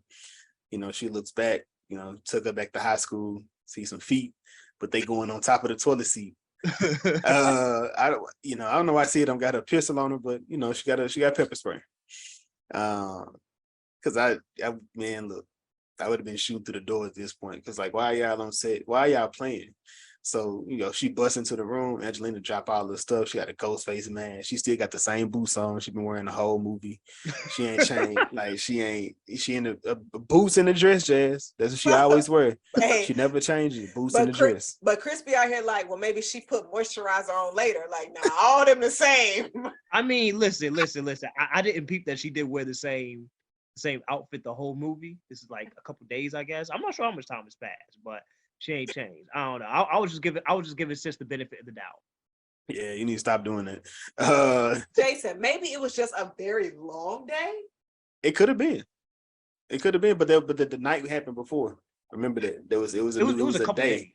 It was a day changed. It was night when the bomb blew up. So the next day was a day. Next day it was next day. So, she drops her brush. And that's one thing she didn't pick up. Sid tried to chase after her to give it to her. I would have just threw that brush in the trash. I wouldn't have picked it up. I wouldn't have picked it up. I would have threw it away. And she goes to the set. So I probably would have been tripping out. How y'all feeling? Y'all welcome to this set that takes y'all back to the beginning. I would have been so scared. Nigga, the echo? Wow. No, I think it's like Sid, I don't know what was going on with her, but maybe she hasn't been back to Woodsboro since Scream 1. And so she just seeing that house, she just going through and getting memories, because you also hear audio of her and Billy. He's like, oh, what about a PG-13 relationship? That sounds bland as fuck. But I was just like, Sid, you were alone. It's dark. There's a murderer out there trying to kill you. And then we see a switch to Maureen's voice. Chris, when you hear Maureen's voice, now she's not dreaming anymore. She's seeing, I guess, the murder scene of her mom. Was her mom killed in the house? She was. Remember, she found her, and then when she seen whoever the killer was, they left the house in the jacket that she thought. For some reason, I thought she was killed in the motel, because that's where she would meet the men. Nah, she was at home. Like, she did see the jacket. She said, "Remember, she was bold.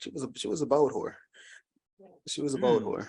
That is pretty bold. You think Mr. Prescott wasn't happy? Well, he was always traveling. That's not the point. You think he was happy when she got? Like, man, like, she was doing. I mean, she was doing the most, guys. Like, yo, I'll put it like this: he seems to be kind of taking things in stride now. He don't seem that upset. He's like stronger, way more upset than he is.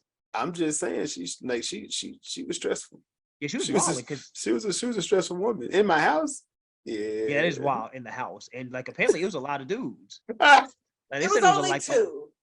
That's two more. That's two more than you need to in a town that ain't. Nah, was it two? No, I think it was a lot, because I think in the beginning it was Cotton and Billy. It was just no. It was Billy's Cotton. father. Billy father, yeah. So that was And they two. all went to the same motel. It was only footage of them at the motel, never at the house. That was the Roman footage. says that it was a lie, though. He's later on. He says it was a lie. It was. Are more, we trusting him? Yeah, we are. When it comes to that, why wouldn't we? when it comes to that part, He's a killer. That don't mean he's a liar. Oh, here we go. What? he can't be both. He can't be both, huh? So I guess when the cops asked him, "Did you kill Sarah Darnold?" He was like, "No." So it's okay. Like, he didn't. It was Angelina. Like, Chris, stop.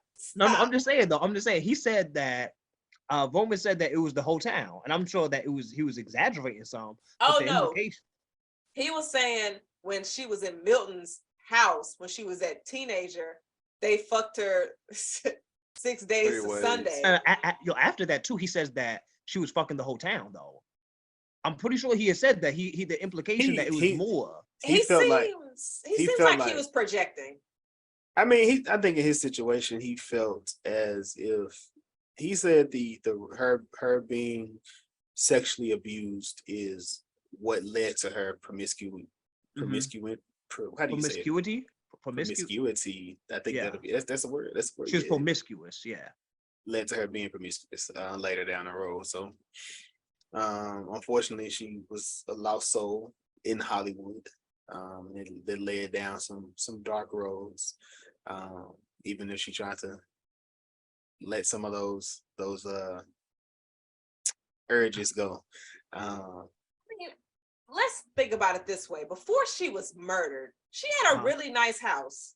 She did. She had an educated daughter. Like her husband was making money.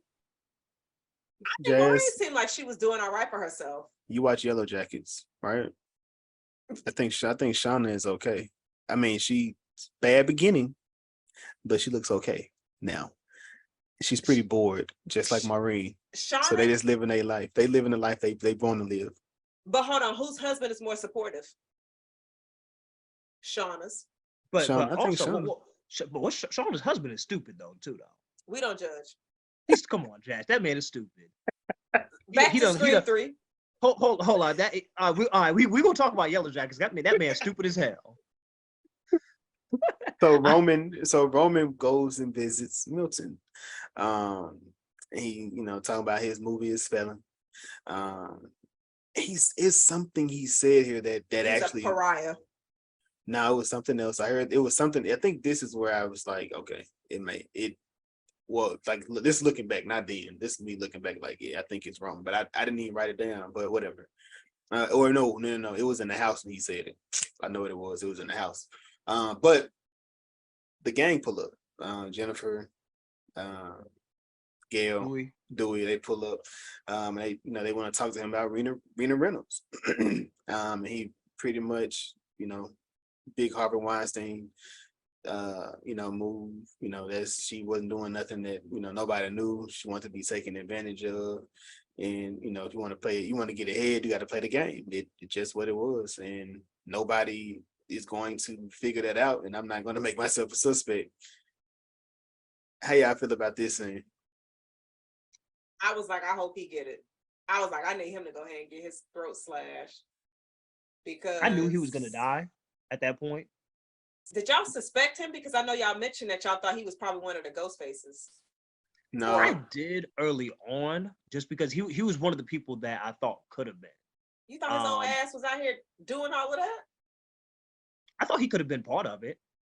Like, I thought he could have been like possibly involved in some way, because we knew that like the script, that whoever was the killer had access to the script. So I wouldn't have been surprised, like, if he was like a second, if he was just part of the planning process. Would you even put him through the Ghostface obstacle course of trying to be your second? What you mean? You talking about like the whole physical? I'm saying, like, would you be like, yeah, that could be my second Ghostface? I mean, he could have done the same thing. So he could have been what Roman was to Billy. He could have been that to Roman, like kind of the mastermind. I just don't think his old ass was gonna do anything. Like physical, like killing anybody? Yeah. He seemed like he could get overpowered. Because you think about it, all the people that Cotton was tall as shit. That old ass man can't do nothing against Cotton. You got Stone, who was a security guard. He wasn't about to do nothing against him. And then you can even say like the fake cop that was like playing Dewey in the movie, he could overpower him too. I'm sorry, if I'm gonna have a second as a ghost face, I need somebody that's going to be able to take some hits to the face. But you know what though? Roman don't look like he all that either, but he was Roman do a hell of a lot better than Milton. He was whooping I'm just saying, maybe we shouldn't judge. Because Roman don't look like he's that fast. He don't look that athletic. He don't look that strong, but he was whooping ass. Milton is old as shit. Like, Jason, you about to put Milton as your second. That's what I'm saying. I'm like, I would get this shit off. I would try to take his resources though.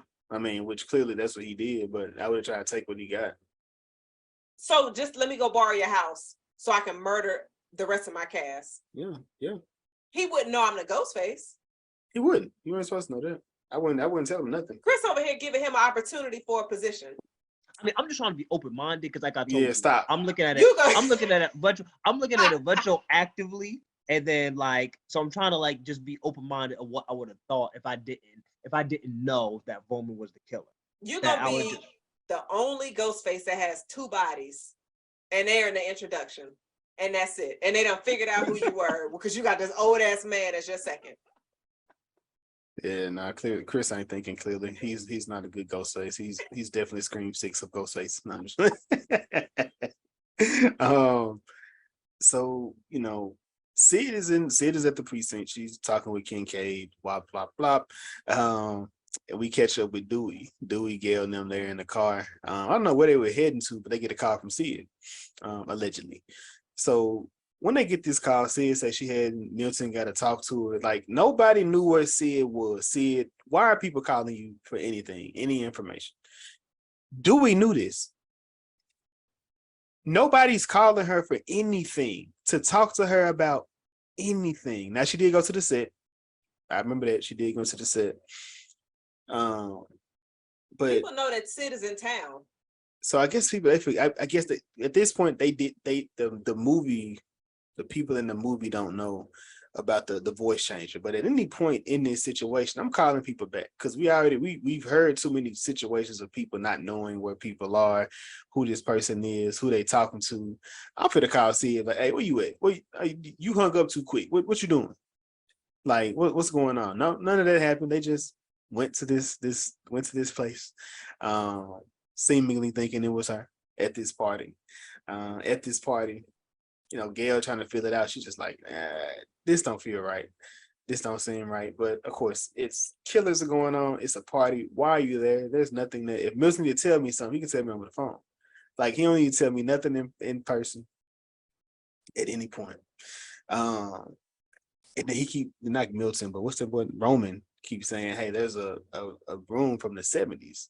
That's when I thought it was him at that point. Because he was like, there's a room from the 70s that saying all the same stuff that Milton was just saying in the previous conversation, the scene that Milton was in.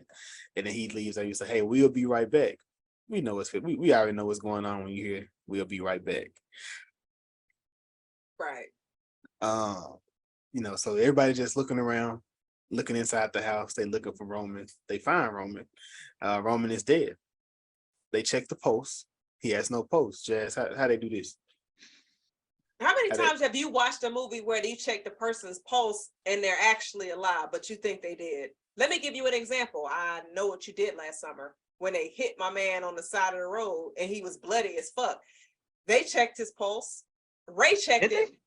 They did. Ray checked his pulse. Ray wasn't drinking because Ray was driving. Ray was sober. And Ray said he is dead. And then they put his body in the trunk. Next question, Jason. But if you check someone's pulse, though, it should, like, even if you unconscious, like, you still gonna have a pulse. I hear what you're saying, but I'm also saying I gave you a reference to a movie where the people thought the person was dead because they checked the pulse. So when you're frantic, when you're afraid, you can check it wrong. Ray checked it wrong. And as we see, Jennifer and Gail checked it wrong. Literally. So, hey, man, things happen. Things happen. So everybody in the you know, they're looking for each other in this scene. Jennifer and Gail, they run up and they run into Angelina. She like having a ball in the house. Hey, come over here. I found a little secret room. Let me show you. And they just like somebody's dead, Roman's dead. We need to get out of here. And she was like, I didn't sleep with Milton to get this part to She beat said, everybody fuck. up. Yeah. She said, I didn't fuck that Milton, that creep. She called him a creep. So that she creep knew. Milton. Oh yeah. But she won that part. But also it was referenced earlier when we met them where what was Dewey? Tom mentioned, he said, you gotta be praying this movie stays alive because out of all those Star Search actresses that's out there, you got selected for this. So she was like, look, I got selected, but I also got to get Milton my goodies because I'm trying to be a star. She must have some good, but I think that's kind of crazy in that given circumstances. So Angelina, she runs down the steps, said everybody need to leave, she gets stabbed. Probably the worst death. This is probably the worst death in Scream. In the Scream franchise. It's probably the worst death. Is there a worse death? And not worse like in like that's like terrifying, but like what the like hell? A bad, just a cheesy death. Yeah, well, this movie is full of them though, truly. It was anticlimactic for sure. Like of course, it was, yeah. So they watched her get stabbed, they watched her get dragged. They didn't watch her get stabbed. They watched her get dragged. What they supposed to do? Go help get her body? I would have looked too like, oh shit, okay, let's go. So this is so right here. So this is the next one. So they go into this room, everybody in one room together. Why didn't jump Ghostface? Yeah, okay, yeah. That Ghostface, they definitely could have jumped him. You got 2 men and 2 women. They definitely could have. Hey man, Roman was out here working. So Roman pulls up. He punches Dewey. The women, they try to do something. Gail try to throw something at him from across the room. Tyson gets stabbed. He falls. He gets up. He tries to run, and for some reason, Ghostface chooses the brother to follow. But the reason why, and I don't agree with it, but Jennifer fell through a trap door, so she was out of that room, and Tyson was screaming help. So of course you're gonna go for the person that's making the most noise, because Gail and Dewey are not screaming, and you don't want to draw attention to the house because there might be people around. So I understand why he went after Tyson. I do not agree with it, but I would have went after Tyson too. That's like you think this is the scene that motivated the writers for Snowfall for their last episode? Wait, why? When Frank was in the house and the guy pulled up, he was like, let me take you over here real quick. The white guy that was in Peaches. I don't see the relation. And Frank took him out the room and was like, let me show you something. You continue what you're doing. I'm finna handle this real quick. He took the guy out. I was just wondering. It could, I'm just trying to see if there was a little correlation in there, because he chased Tyson. He catches Tyson, of course. Like he beats up Tyson. He strips Tyson with the rug. I wonder if Tyson broke his neck before he even got out the door. Like I think he was still breathing a little bit. Yeah, no, I think he was. And he screamed on his way going out the window. So he stabs Tyson, he trips Tyson, he slams Tyson up against the glass window, and then he throws Tyson out the window. Like I don't. That's the worst. That has to be the worst death. Like that's like top 3. Like that's up there with old girl from Scream 4. Like why he do all that? Wait, not Olivia from Scream 4. Yeah, she the worst. She's the worst. Wait, when you say the worst, you mean has the best kill? Yeah, yeah, that's what I mean. Like, yeah, we know the worst. It's in between Angelina and Sarah in this movie, but like I'm talking about like a horrible death. Like I would hate to die that way. Not Tyson is not even Tyson. He up there with the Tyson up there with the reporter for Gail. I mean, not with Sid reporter. I mean her publicist. Nah, I wouldn't even put Tyson in the top 5. Oh, well, the worst death to me though, I think is Amber's death. Yeah, she got set on fire. She got set on fire. She got a head blew off though.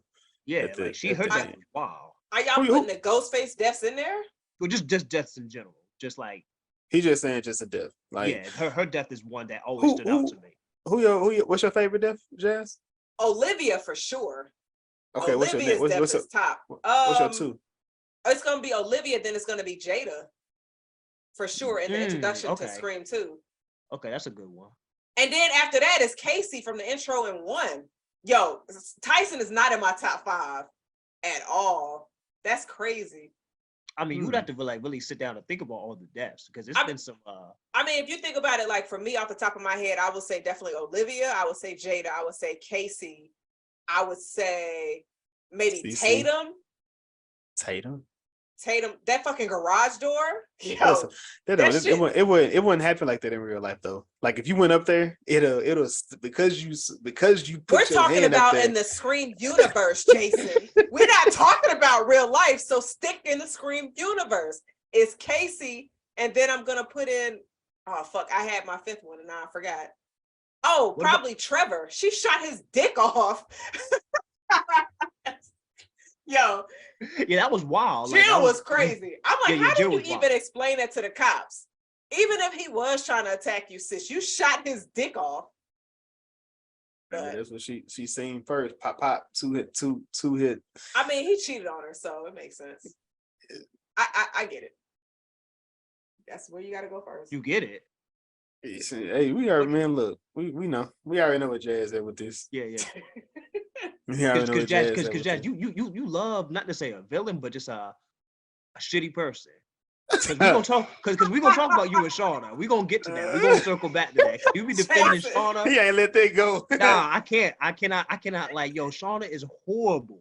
She is horrible. But this is not a Yellow Jacket spot. Shout out to Yellow Jacket. They got in the new episode. They got some screen paraphernalia in the background. So it's a nice connection. I'm not mad at it. But soon as Tyson gets through out the window, you see Jennifer screaming. Why is she screaming so quick? Because for some reason, Ghostface has found her that quick. Check this out. Ronan saw which door she went through. Ronan knows every area of this house. So of course he knows what trap door she went through. That was easy. That's how he was able to maneuver around everything. He had all of this stuff set up. That's why he was able to lock Sid in that damn theater room. Next question. I got something for everything that you gonna ask me, my nigga, because I have some questions. Actually, we'll get there. We almost there. Oh, okay. That's some bull. No, that's actually bullshit, Jazz. But okay, I'm gonna let you. How is that bullshit? Hold on, I got a question. This is not his house. How does he know every single spot? And so I mean, he used to hang out with Milton. Him and Milton work together. But do you just go around people's houses and explore? I do. If it's somebody that has a house like Milton, and Milton seems like somebody, he's like, oh yeah, just walk around and like explore, because you know people like the gloat of the different things that they have. Certain people want you to walk around their house so they can just show you all their fancy rich shit. Jason, you just be going through people's houses? I do. You be going through their medicine cabinets? I don't do all that. I don't go through cabinets. I just Why did around. Ronan didn't go through no fucking medicine cabinet, so I don't even know why that was extra. That was a Jason question. I was saying, yeah, that was just an extra question. I don't do all that, but I definitely walk around people's houses and I look at different stuff. Like it's out. It got to be out. I don't go inside nothing. That's true, because when y'all motherfuckers was here, Jason was over here looking at the books on my damn coffee table.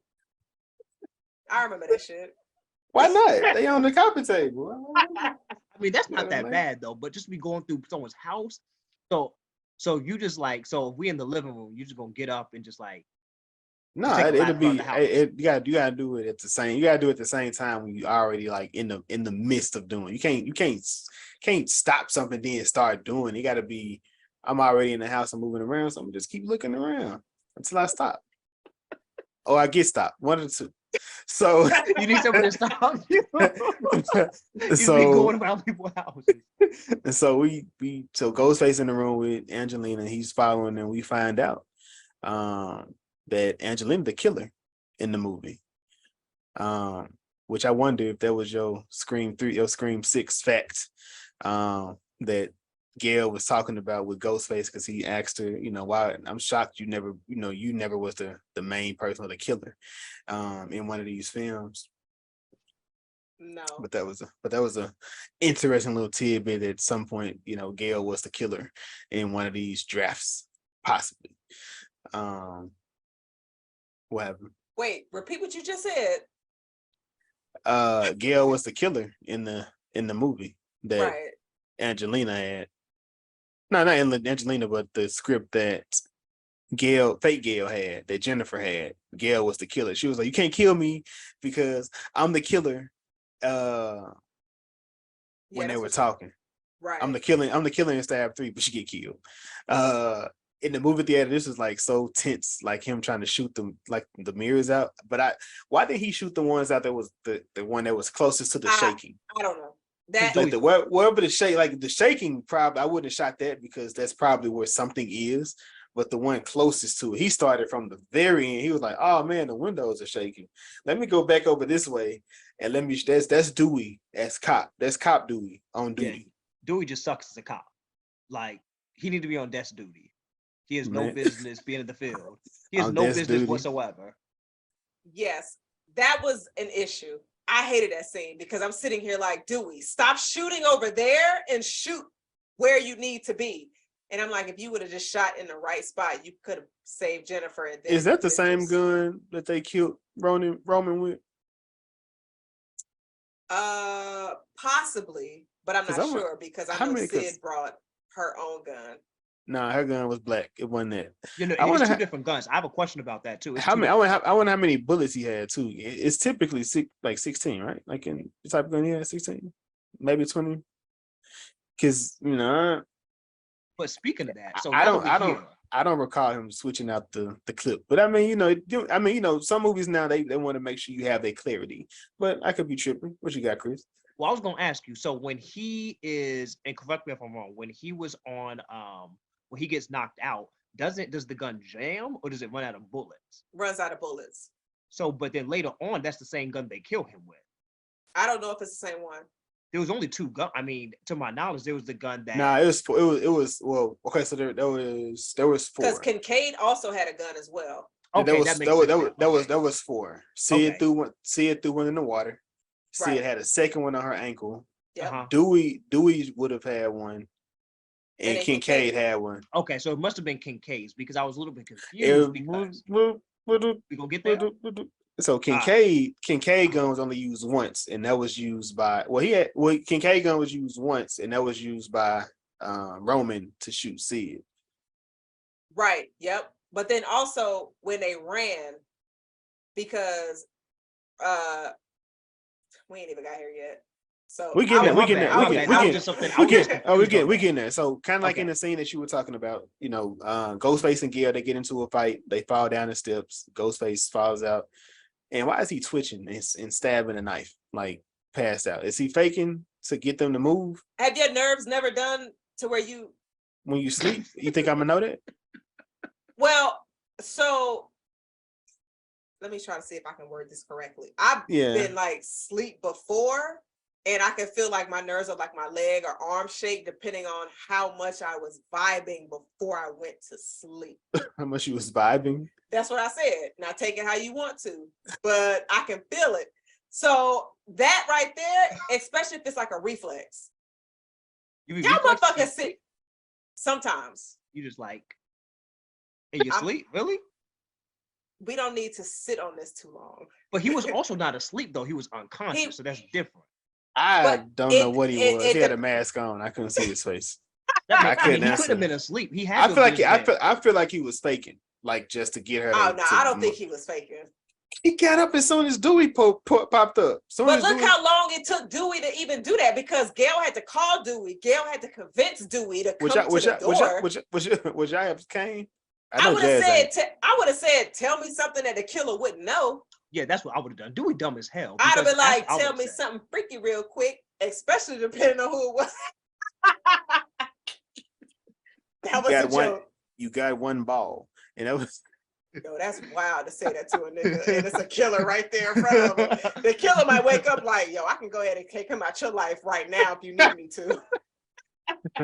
But then he opens the door, and the killer wakes up and he throws a knife at him. I always wanted Dewey to die here. I always wanted Dewey to get that knife in the head. That would have been a dope fluid. That would have been a dope death. No, it would not have been. You don't think so? You No. want to do it to live past this? Yes, that was so fucking stupid. I think that entire exchange, like hitting Dewey in the head with the end and then him falling down the steps, I'm just like, bro. That's kind of crazy. You get hit with the butt of the knife and then like you get knocked out. And that's just wild that like you don't get stabbed. That's kind of crazy. That's plot armor. He didn't cut him. The plot armor on that was thick, but it felt like an homage to Scream 1 when they when Gail got knocked out and she fell on top of Dewey. That's what it felt like to me. And then plus in the first two movies, Dewey always got stabbed in the back. This is the first movie where he was never stabbed in the back. He just got hit in the front with the knife. So we catch back up with Sid. She's at the police station. She got a phone call. He's trying to, pretty much trying to get her to come to the party. He wanted, take a stab at it too. And he tell her, I can tell you who killed your mama. Like, just pull up. Don't have nobody come with you. We gonna pop it off. So see it pop up. Go to the party. He tell her that he has a wand outside. Warn yourself before you come in here. She does that. She throws a gun into the water. She goes in. She see Gail and Dewey tied up. But Ghostface pops up. Boom, and they begin having their little fight. And I think they boot him. And then she shoots him. She actually shoots him. There's a whole bunch of bullets flying. I ain't see no reloads, not one time, but whatever. It is what it is. Kincaid, then he pull up. I told you, the red herring. He just out of nowhere, he just pull up. He look crazy. He saves Sid, but he gets stabbed in this situation. So clear, I don't see any to get a boyfriend they can fight. Sid has a husband now. That I mean, he can He fight. It's Kincaid. Clearly not. He can't. Like he might can fight now. We'll see. We'll see. He gonna die next movie. What? So Sid, she chooses to run. She makes it to this secret room, which was just real nasty. I'm just thinking of it, like them being able to put a person into a room and have a button that locks them into it. Like this, sick, real sick behavior. And we get the motivation of the Scream. Jazz, you really enjoy this motivation, I feel like. What does Roman's motivation rank for you in the Scream franchise? Number 2. Number 2. What about you, Chris? It's high up there. I like his motivation. I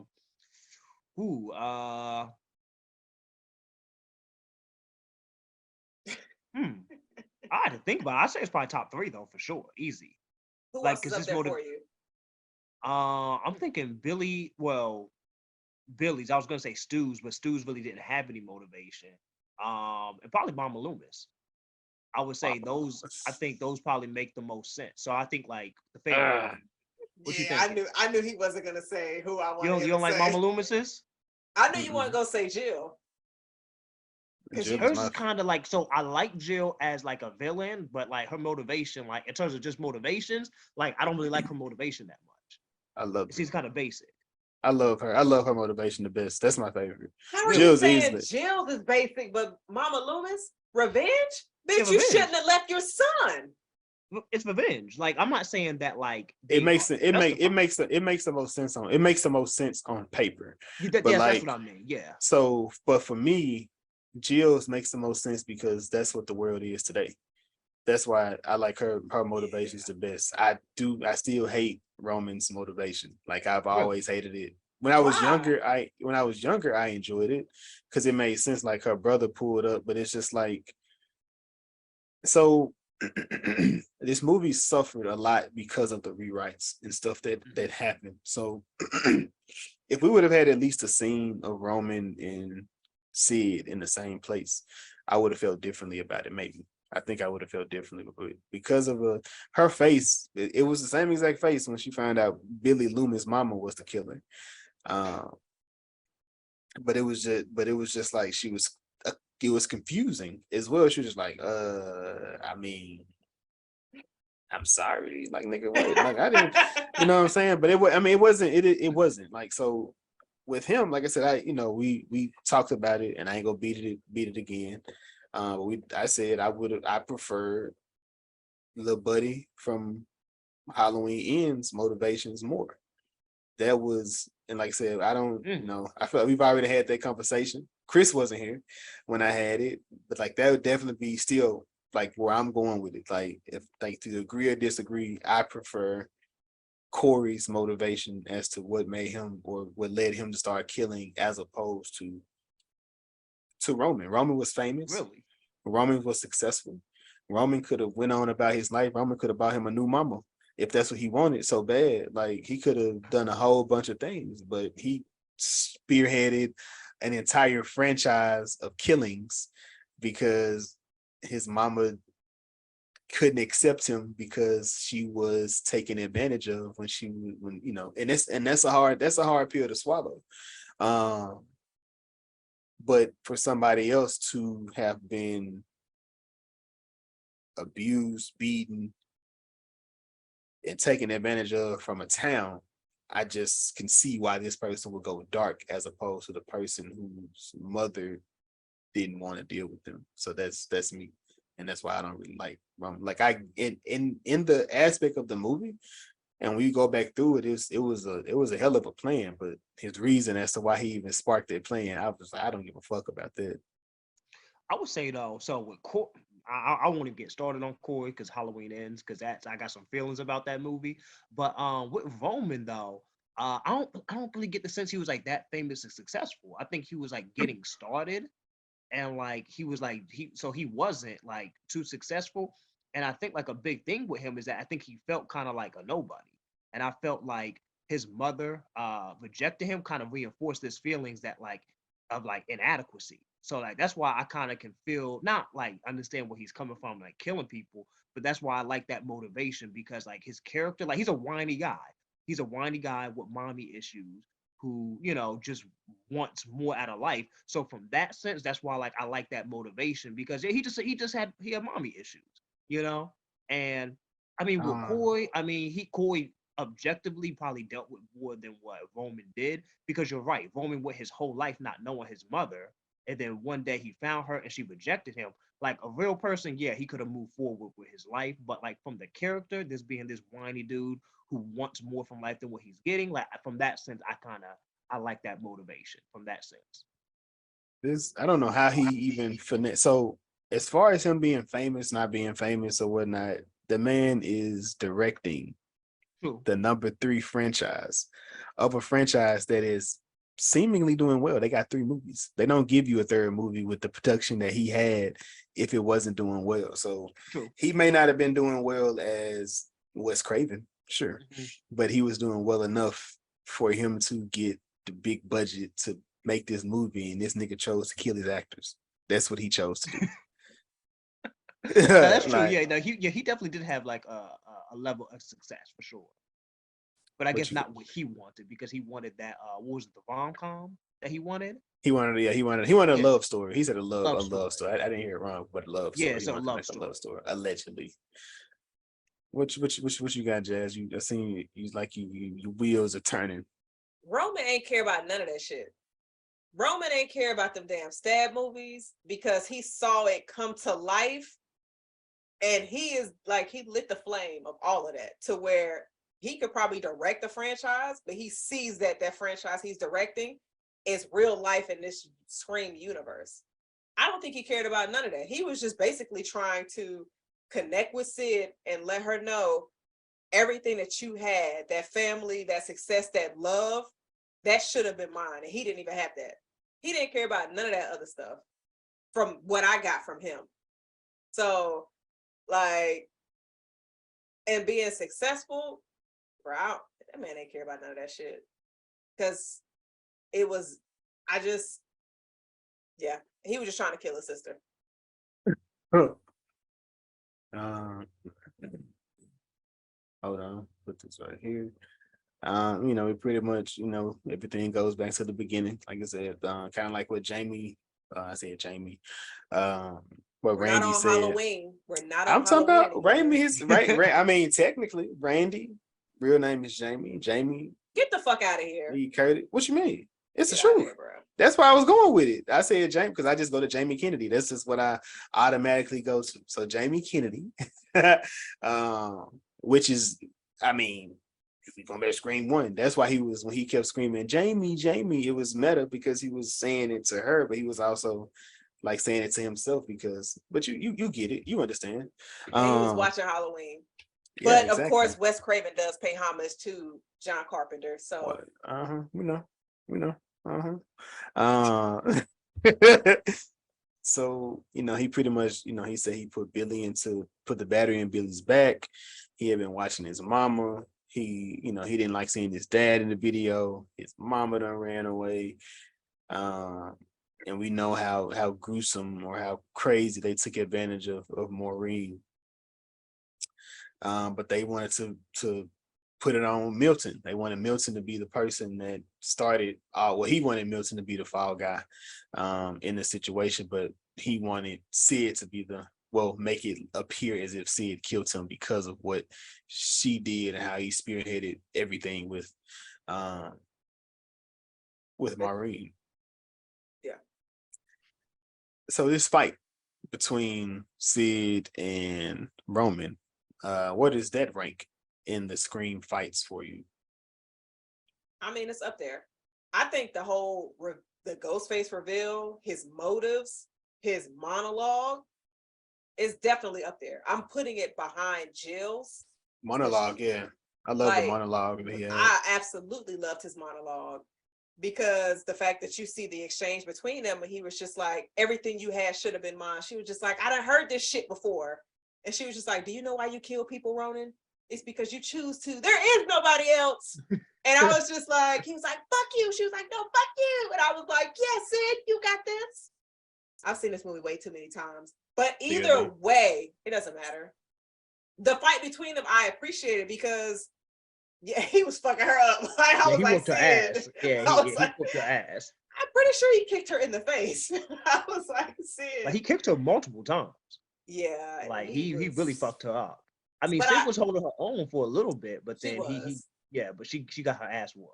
I think if Dewey didn't fuck up the electricity to where the doors could open, he was definitely gonna kill her. Oh, for sure. But I think this is also, actually, if you think about it, every time Sid gets into a fight with the Ghostface killer, she gets beat up. Because she got fucked up by Jill in 4. Granted, she was in a hospital and she did get stabbed twice in the stomach. So there's that. But yeah, this is definitely in my top because the final fights in 5 and 6, no, definitely not. And 2, hell no. Yeah, I'm honestly, for me this might personally, be number 1 for me. Like, it's up there for me too because I like 5. I think 6 is a better movie, but I like the fight here than I did in I don't know. It's debatable. It's up there. I'd have to really think about like where I would put it, but it's definitely up there. I enjoyed this final fight scene for sure. Right. It's above 2 though. Man, it's definitely in the top 2. I'm trying to think. Yeah. Because it's up there. It's in the top 2. I don't know what would be my favorite. I don't know if Jill really had a fight scene to be able to, in the hospital, but I don't know if that scene wasn't supposed to happen, so I don't count it. Whoa. I don't count it. I don't care. How do you not count it and it's in the movie? Because it's a rewrite. I don't care. My nigga, this entire movie is a rewrite if you think about it. The movie ends with Sid dying. I don't care. Jason, I don't care. Majority of Scream 3 is a rewrite. I don't care. That means we're reviewing a movie that's a full-on rewrite. So you just but Roman being the killer was always in there. And that never changed. Bruh. See now, Jill, whether she died or lived, that changed. due to a rewrite. Roman was always the killer, no matter what happened in that. Jason, so you're not counting it, even though it happened in the movie? It's not. I don't. I mean, it wasn't great. It wasn't. I mean, I didn't. I mean, it's not my favorite, so it didn't. That part didn't matter. No way. Like after she supposedly killed Sid and tried to emulate her on the ground, like that should have been the end of that movie. So anything after that, I ain't counting. Sorry. So when Jill came into her room and she was just like, "Who do you think you are, Michael fucking Myers?" Which is your favorite fucking horror movie character? You telling me you just ignoring that entire bar? Jason, get the fuck out of here, bro. It's out of here. I don't count it. Maybe Scream 1. I think maybe Scream 1. I enjoyed the fight in there. For me, it's probably between, now that I'm thinking about it, probably 1, 3, and 6. Like it's probably my top 3. I'm not mad at that. Because five was actually pretty good too. Their ending, their ending was actually pretty cool too. Yeah, Billy was screaming at Sam to get the knife. Billy was in the mirror screaming, "Get that knife! Yeah, get that knife!" Yeah, like, that's why it's not in the top 3, because that's probably the worst part of the movie. All right, you got that versus you got Jill in the hospital talking about you fucking Michael Myers. Like nah, because my thing is Jill saw Hicks, and Hicks was like, "Don't do anything." You pop, got that bitch in the chest. You're out of here. She was like, "Gail, get your skinny ass up." I'm sorry. Jill was ready to get everybody in that hospital out of here, and it was she wasn't ready enough. She wasn't ready enough. I mean, look, she should have took them out. For the type of person that Jill was, she would have took them out. That's not true. Prior to that scene, prior to her shooting her boyfriend, what bodies did Jill catch in that movie? That's all I'm talking about. From that scene on, she was doing whatever it took to get to whatever she needed. So I feel like they didn't write her right. It should have been a scene of like, that wasn't a thing of her sitting there talking no more. It was her taking care of business. And she didn't. She was talking. Like she got stopped by Gail. She was supposed to shoot Gail. She beat Dewey up. She shot Shorty. She was supposed to shoot Gail again, kill her. And then she was supposed to, Sid probably would have still killed her, but everybody else should have been dead. You saying that 2 minutes she wasn't written right because Gail had plot armor when she beat Dewey ass and then shot Hicks, and then got Sid on the floor breathing heavy. She should have killed. She should have killed him. She should have died. Now she should have died. She still should have died, but everybody else should have been dead too. Like that would have been. Imagine how crazy you would have been looking had she killed Dewey, Hicks, and she had killed Gail, and then the only person that was left was Sydney. Still, like you would be like, God, dog, they wasn't playing in this movie, and it wouldn't have felt fake or forced. Like all them living throughout that, like you just like. First off, I've been a Scream fan for years, so I'm not sitting here like, oh, dog, if they would have killed all those main fucking characters, no. You wouldn't have been okay if Sydney would have died. So you're not even a good person to ask this question to. You're right. So I don't even know why you asked me, because realistically, I thought this movie was going crazy when I saw everything that Jill did before getting to the hospital. This bitch pushing herself through everything like she's in the Avant video. Like, no, I'm sorry. Yeah, everybody remembers that Avant video separated. If you don't, go YouTube it. That's how sis was. But back to Scream 3. But yeah, we on Scream 3. Kincaid, he's some kind of way sneaks into the room.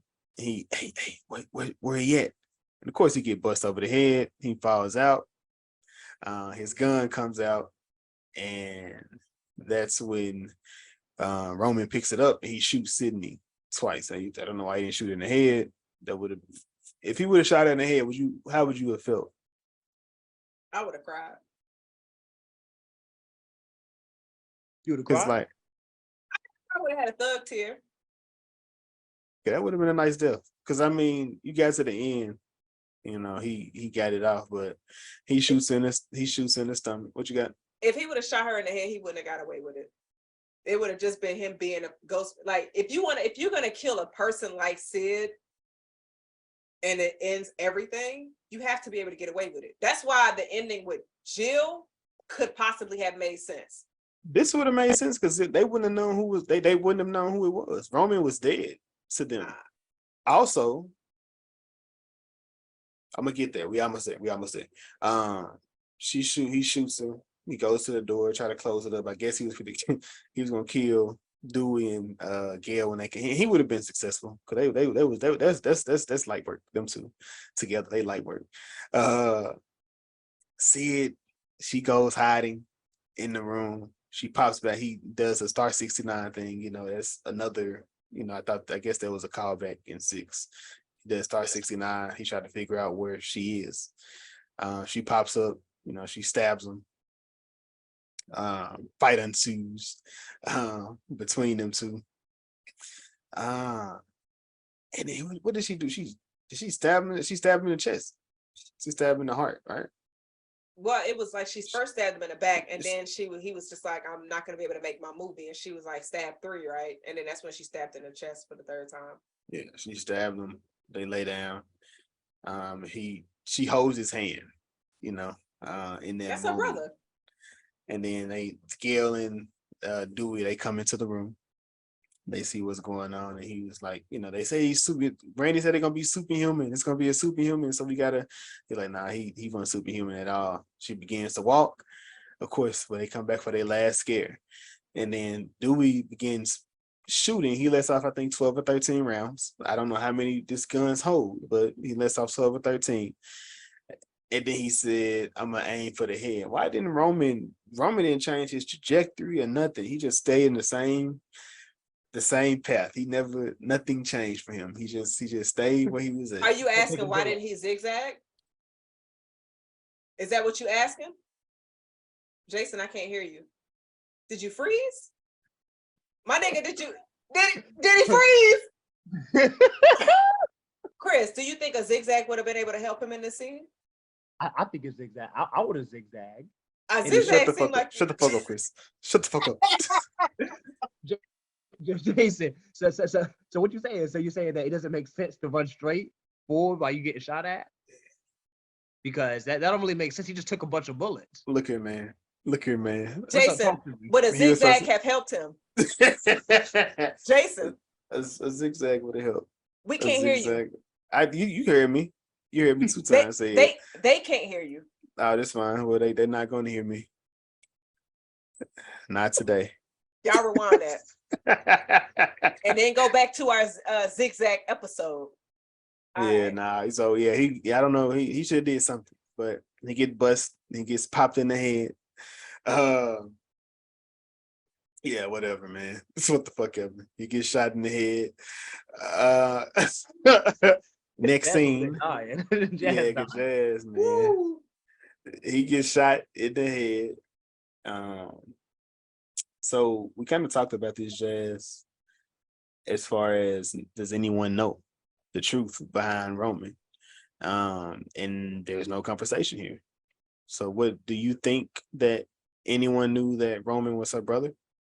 No, I'm gonna go off on the fact that no, I don't think anybody knew Roman was her brother, and Gail was one of the people. I don't think. After seeing this now, I'm gonna have to agree. I don't think anyone knows either. Like it's not actually like no, it's not confirmed that no one, but yeah, they weren't in the room. It's never brought up. I guess that's all that he just. I'm gonna get this. I get the sense that no one knows. Yeah, I believe that as well. It died because we had the conversation, Jazz. We had the conversation. I think Chris. I think he was a part of that as well. Chris was starring in that conversation. No, but this is what I. But listen, this is my point. Let me clarify. This is my point and what I was trying to say. I never said that you were wrong for saying that. All I was saying was that it's never been confirmed that no one knows that Roman is her brother. That's all I was saying. There was no point in none of the movies that people have said that, hey, no one knows that Roman is Sid's brother. Or Sid never said that. Like the public doesn't know. That was my only point. That theatrically, that has not been stated. We're just coming to our own conclusion that because it hasn't been stated, because that people aren't like, hey, Sid, your brother was one of the Ghostface. We'll all just come to that conclusion that no one knows. But it's never been stated. all I was saying. That's all I was All right. But Sid also said in Scream 5, saying. and I get the reason why it was even mentioned in Scream 5 is because it was just like she said Billy Loomis started all of this. No, he didn't. Roman started all of this. But Billy was the first Ghostface. But none of this would happen if you remove Roman from the entire situation. But to that point, though, if she would have said that Roman started it, now she got to explain his motivation.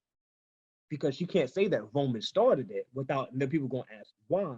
But then they have to explain the connection. So that's why it's probably just easier for her to say that Billy started it. No, I think if she didn't tell Gail, I understand why she wouldn't have told Gail. Because then it's just like, that's my half brother, because my mama was out here doing some wild shit and she just don't need no more dirt on her mother's name.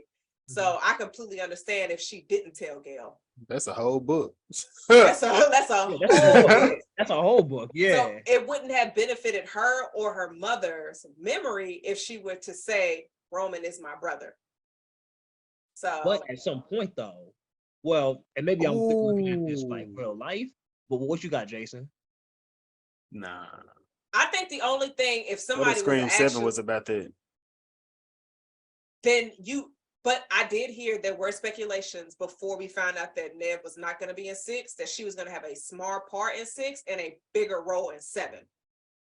So, well, not being in 6. But yeah, but when we found out she wasn't going to be a 6, then it's just like, how big is her role actually going to be in 7? Because technically we don't know if she's even coming back. I think they set it up in 6 to where she's not needed for 7, but there's material there that they can use. That's if they want to go back to the previous Ghostfaces, which I don't see a point of doing that because you paid homage to all of them in 6. Mm-hmm. So it's not necessary. Yeah, it's not necessary in my opinion to go back. Yeah, I don't think they necessarily need to do that. If you're trying to start something new, I wouldn't worry about it. That's something that you could have definitely utilized in 5 a lot more. And then it could have helped 6, but I think 6 was dope. I think 5 was, it's definitely at the bottom for me. Really? That's wild. Like, it shouldn't be that wild. Go back and look at that acting. Go back and listen to that script. The kills were dope, but yeah. 6 only fell short because of their motives of the ghost faces. That shit was ass. See, for me, I'm the opposite. I feel like the motives in 6 were better than the motives in 5. The motives in 5 was a little bit flimsy to me. Well, 6 had revenge motives. And maybe I'm just a revenge guy. Maybe you are. Just make sense to me. Did you like that show, Revenge? That show was really good though. I liked it. I have not seen it. I didn't watch it. I was just curious. Nah, it's right up my alley. I guess this is easy for me to like. It's just easy to make sense of that. But like 5, Richie's motivation, like I don't want to say it was stupid. It was flimsy. It was flimsy, and maybe that's a nice way of saying stupid. But that was the weak part of the movie. 6 had definitely better motivations, I thought. But the acting, I don't know. I don't really think the acting was that bad. Like, script was terrible. It was bad. But Jason, what you think?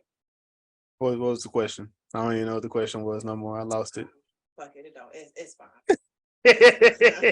But actually, I got a question though. There's something I was watching. So like I think when Sid she finds one of the trap doors, it looked like she found it on purpose, or was that an accident? And not the one where she gets locked in the theater room, but when she was I think in the closet, she like pulls on one of the books that opens up the Batcave shit. Like how would she find that if that was her first time? I mean, I guess it was just her. I don't know, but she definitely was pulling on all the books. Like I don't know if maybe she knew it was a door there. I mean, hypothetically, Dewey and Gail did the same thing, because if you look at that scene as Dewey's pulling books down, one of them hits Gail in the face, and that was not staged. That was definitely on accident. Every time I watch that, I'm like, damn, Dewey. She probably yelled at your ass after that. Even with that though, that was an accident. Like Sid, she knew exactly what she was looking for.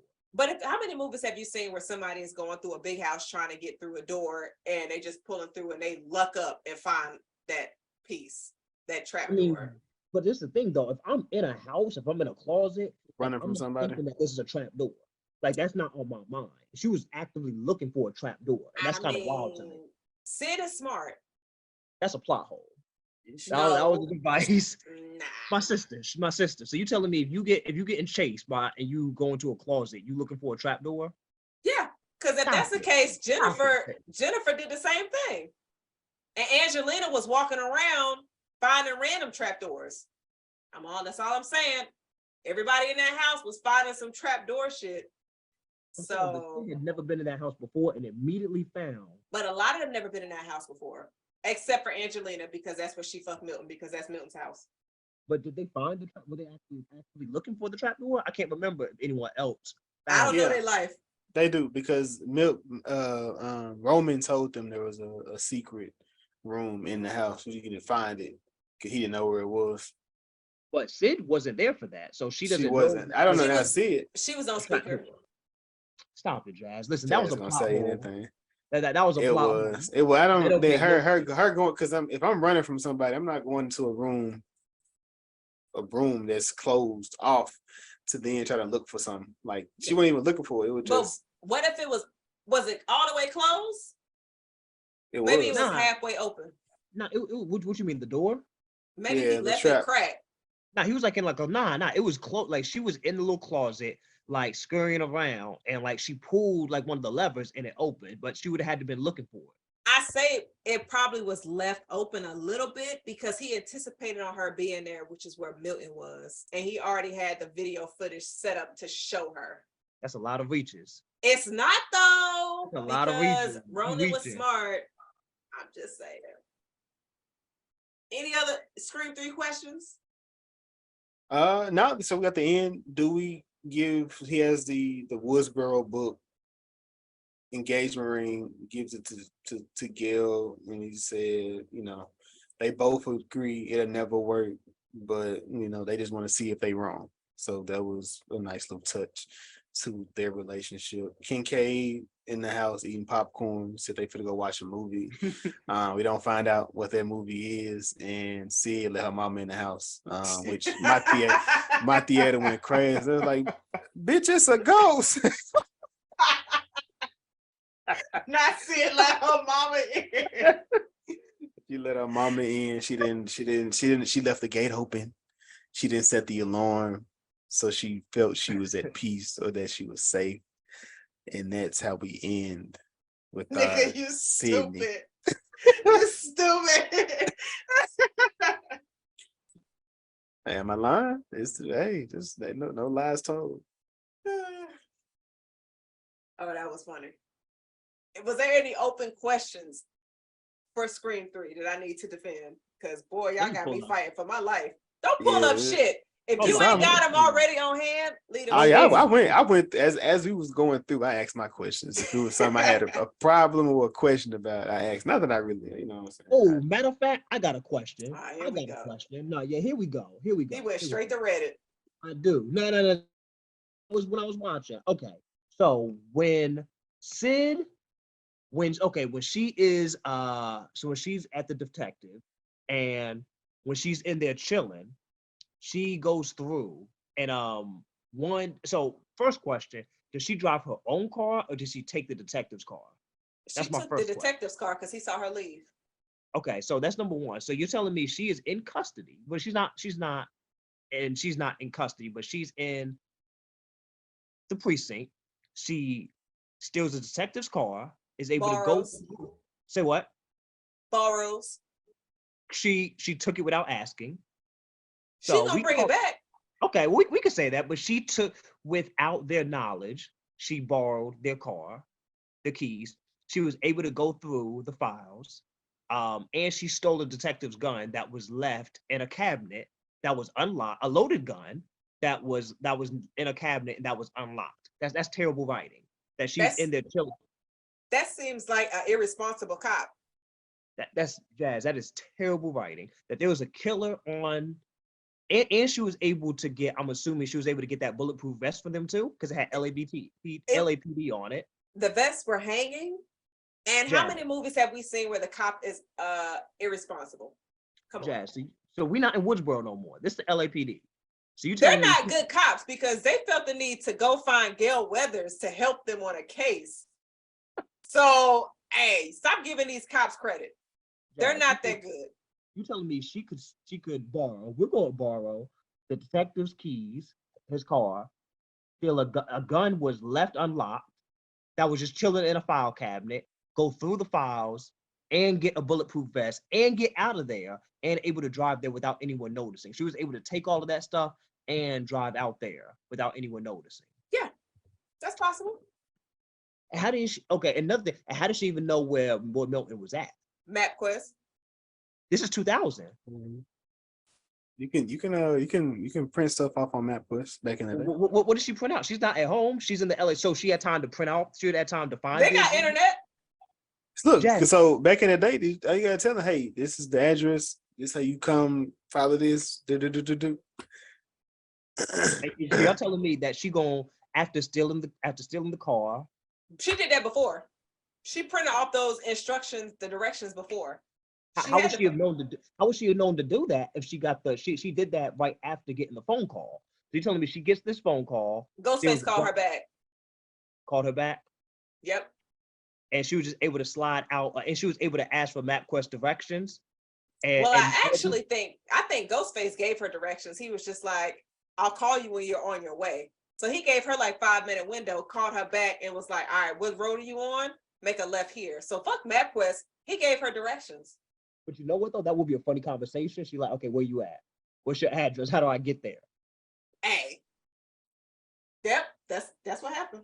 So okay, so she's just sliding out there with the detective's gun in his car. So we just go ignore these plot holes? I don't see. Jason, you see plot holes? I thought I explained it. I mean, I agree. I mean, I don't think it's a plot hole personally because is it because it's too small for it to make a difference in that. And back in the day, we all used the same way. We all did the same thing to find places. So people either gave me a location and we followed it on a map, or I printed it off on the internet and we followed it that way. No, so it's talking about the MapQuest. I'm talking about how was she able to take the cop's gun, his keys, a bulletproof vest, and go through the file and walk out while they're supposed to be protecting her and no one notices. Yeah, we're not in Woodsboro, but all the cops in this franchise are horrible. These the worst cops ever. Woodsboro not that bad compared to them. Nah, Woodsboro's pretty trash. Nah, this is trash. They would have died in Woodsboro. Yeah, this is pretty bad. No cops died in this movie. No, but how you lose your gun? That's not that bad. In Woodsboro, they lose their life. She said, how you lose your gun? He said, no, you would have lost your life. Oh man, look at Chris. He's stuck down there. Yo, he is for real. There we go. You back. That was a magic trick. But yeah, so I guess we got to get to the question that we always ask. Was it good though? Jazz. Yes. We're gonna start with Chris. I ain't actually answer nothing. You an asshole. You didn't. Chris, was it good though? You know what? I'm gonna say yes. It was some issues and that we discussed, and there was some bad writing, and I would say I had some issues with the tone.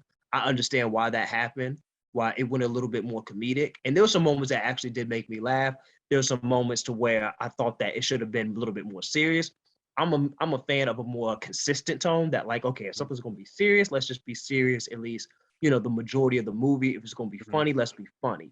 So I did have some issues with it. And that's why, like, if I was gonna rate it, I wouldn't give it that high. But again, there's no bad Scream movie. So I would at least say that this is a solid movie. It's entertaining. I do like the story, so I would say that it's good. I agree. I definitely agree. The guy who wrote this, he also wrote Top Gun. Okay. Yeah, I know how I feel about that. Top Gun Maverick or Top Gun the first one? Top Gun Maverick. He wrote Top Gun Maverick. As well as he wrote the second Transformers, the third, and he wrote the first one that Mark Wahlberg was in as well. So just looking at his trajectory from where he began to where he ended, yeah, he's doing all right. He's doing all right. Jazz. I mean, I think we got your answer, but was it good though? I'm like, let me make sure you asking me this time. But yes, it was good though. I agree. I enjoyed it. It's still an enjoyable watch. I just, I gotta fuck with you as much as I can. Like I said, I remember, just going to the movie theaters and seeing it, it's gonna always be one of my fondest memories as a kid. This and Bring It On.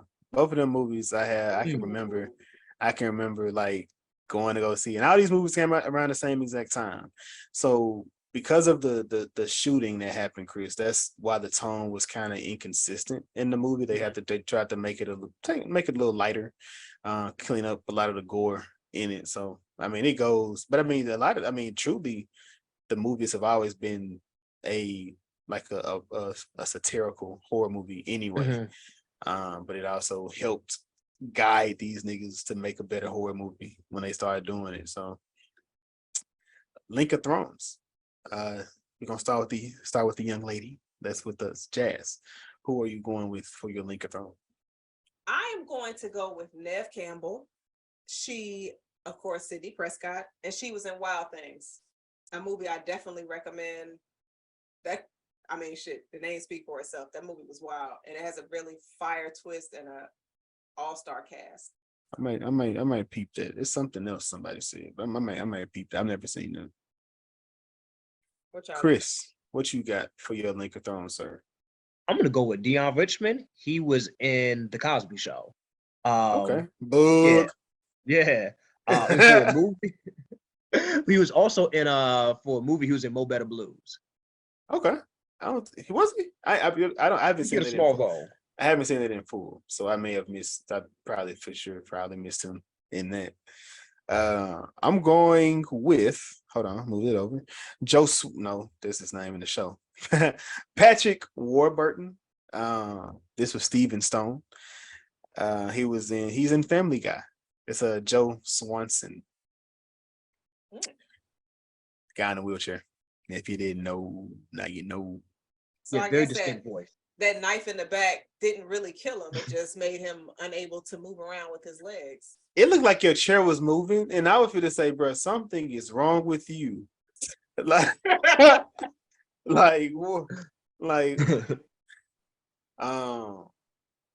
I said what I agreed to disagree about already. We kind of had that conversation in the middle of this, where I'm riding with Corey's motivations over Roman's. That's mine. That y'all have one that y'all wanted to get off. You got it, Jazz. No, I didn't have one. I know y'all give this movie a lot of slack. Like y'all talk a lot of shit about it, but no, I didn't have one. I definitely feel like Roman is top 2 ghost faces. And the other person is Jill. I'm not mad at people that Sid is related to.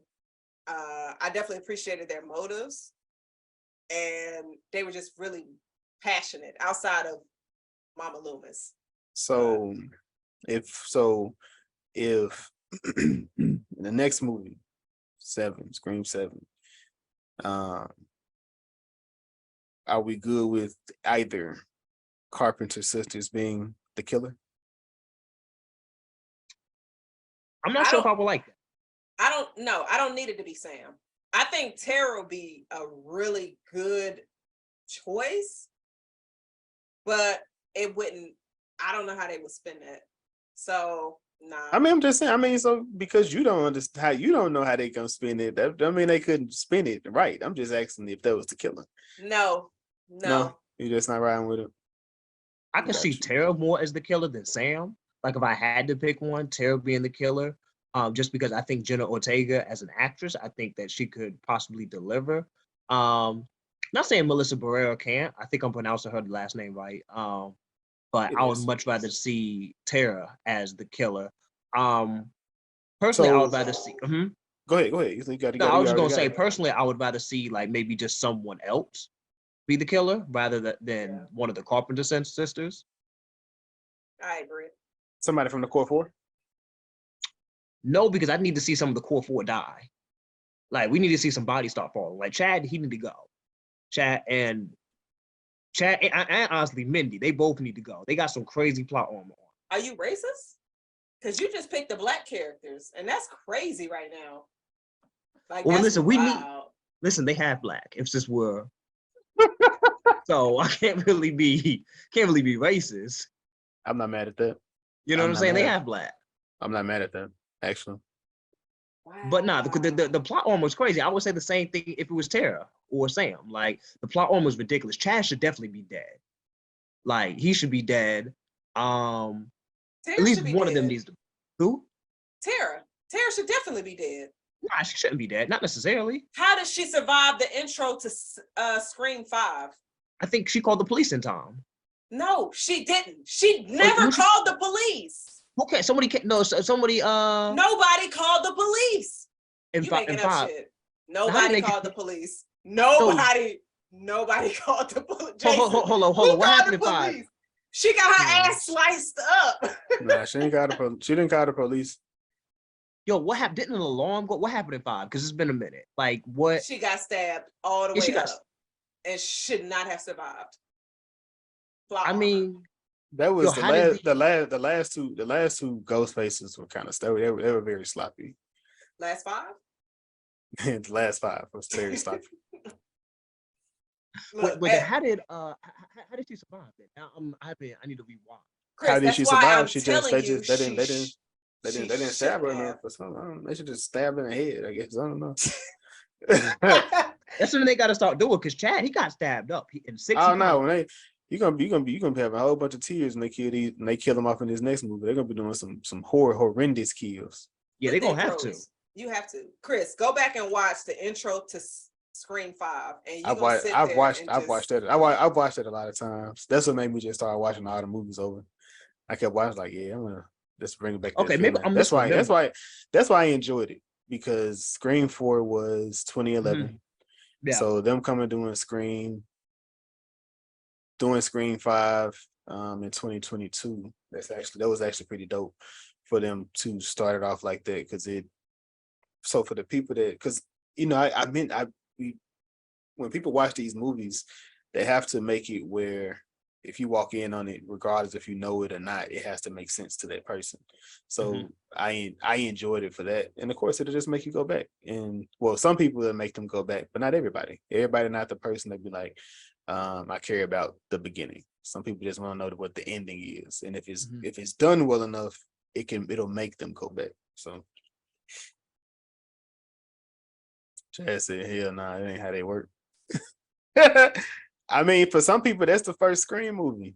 They didn't know there was another Scream. Who? Some people. Who didn't know? Yeah, it was some people in the chat.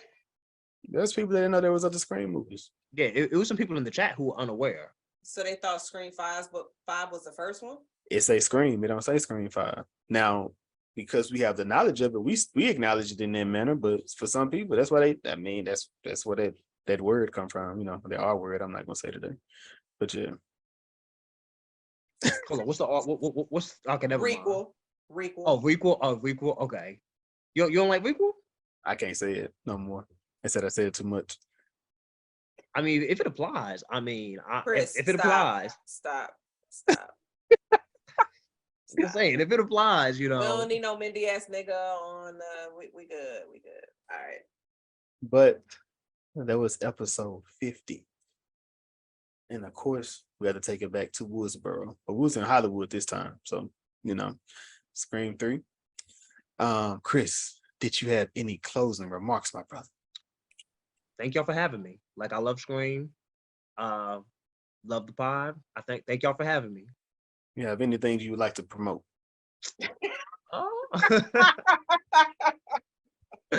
Not really. I mean, you can follow me on Twitter and IG at the handle Chris LaFleur. Is your name any kind of bite off of Gucci Mane at all? It is. Okay.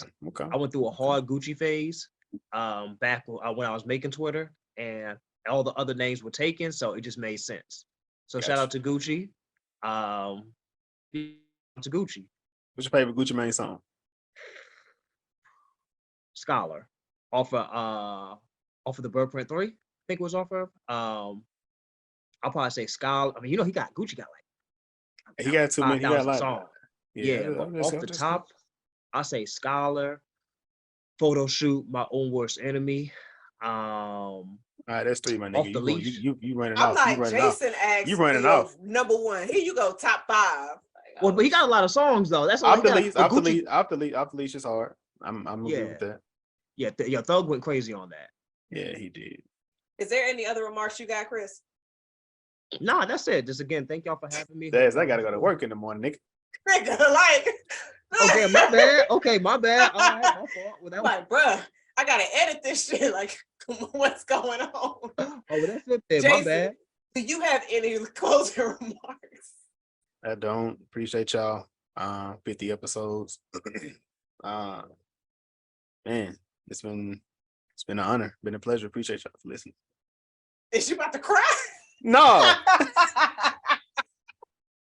Crybaby ass nigga. I can't stand her, bro.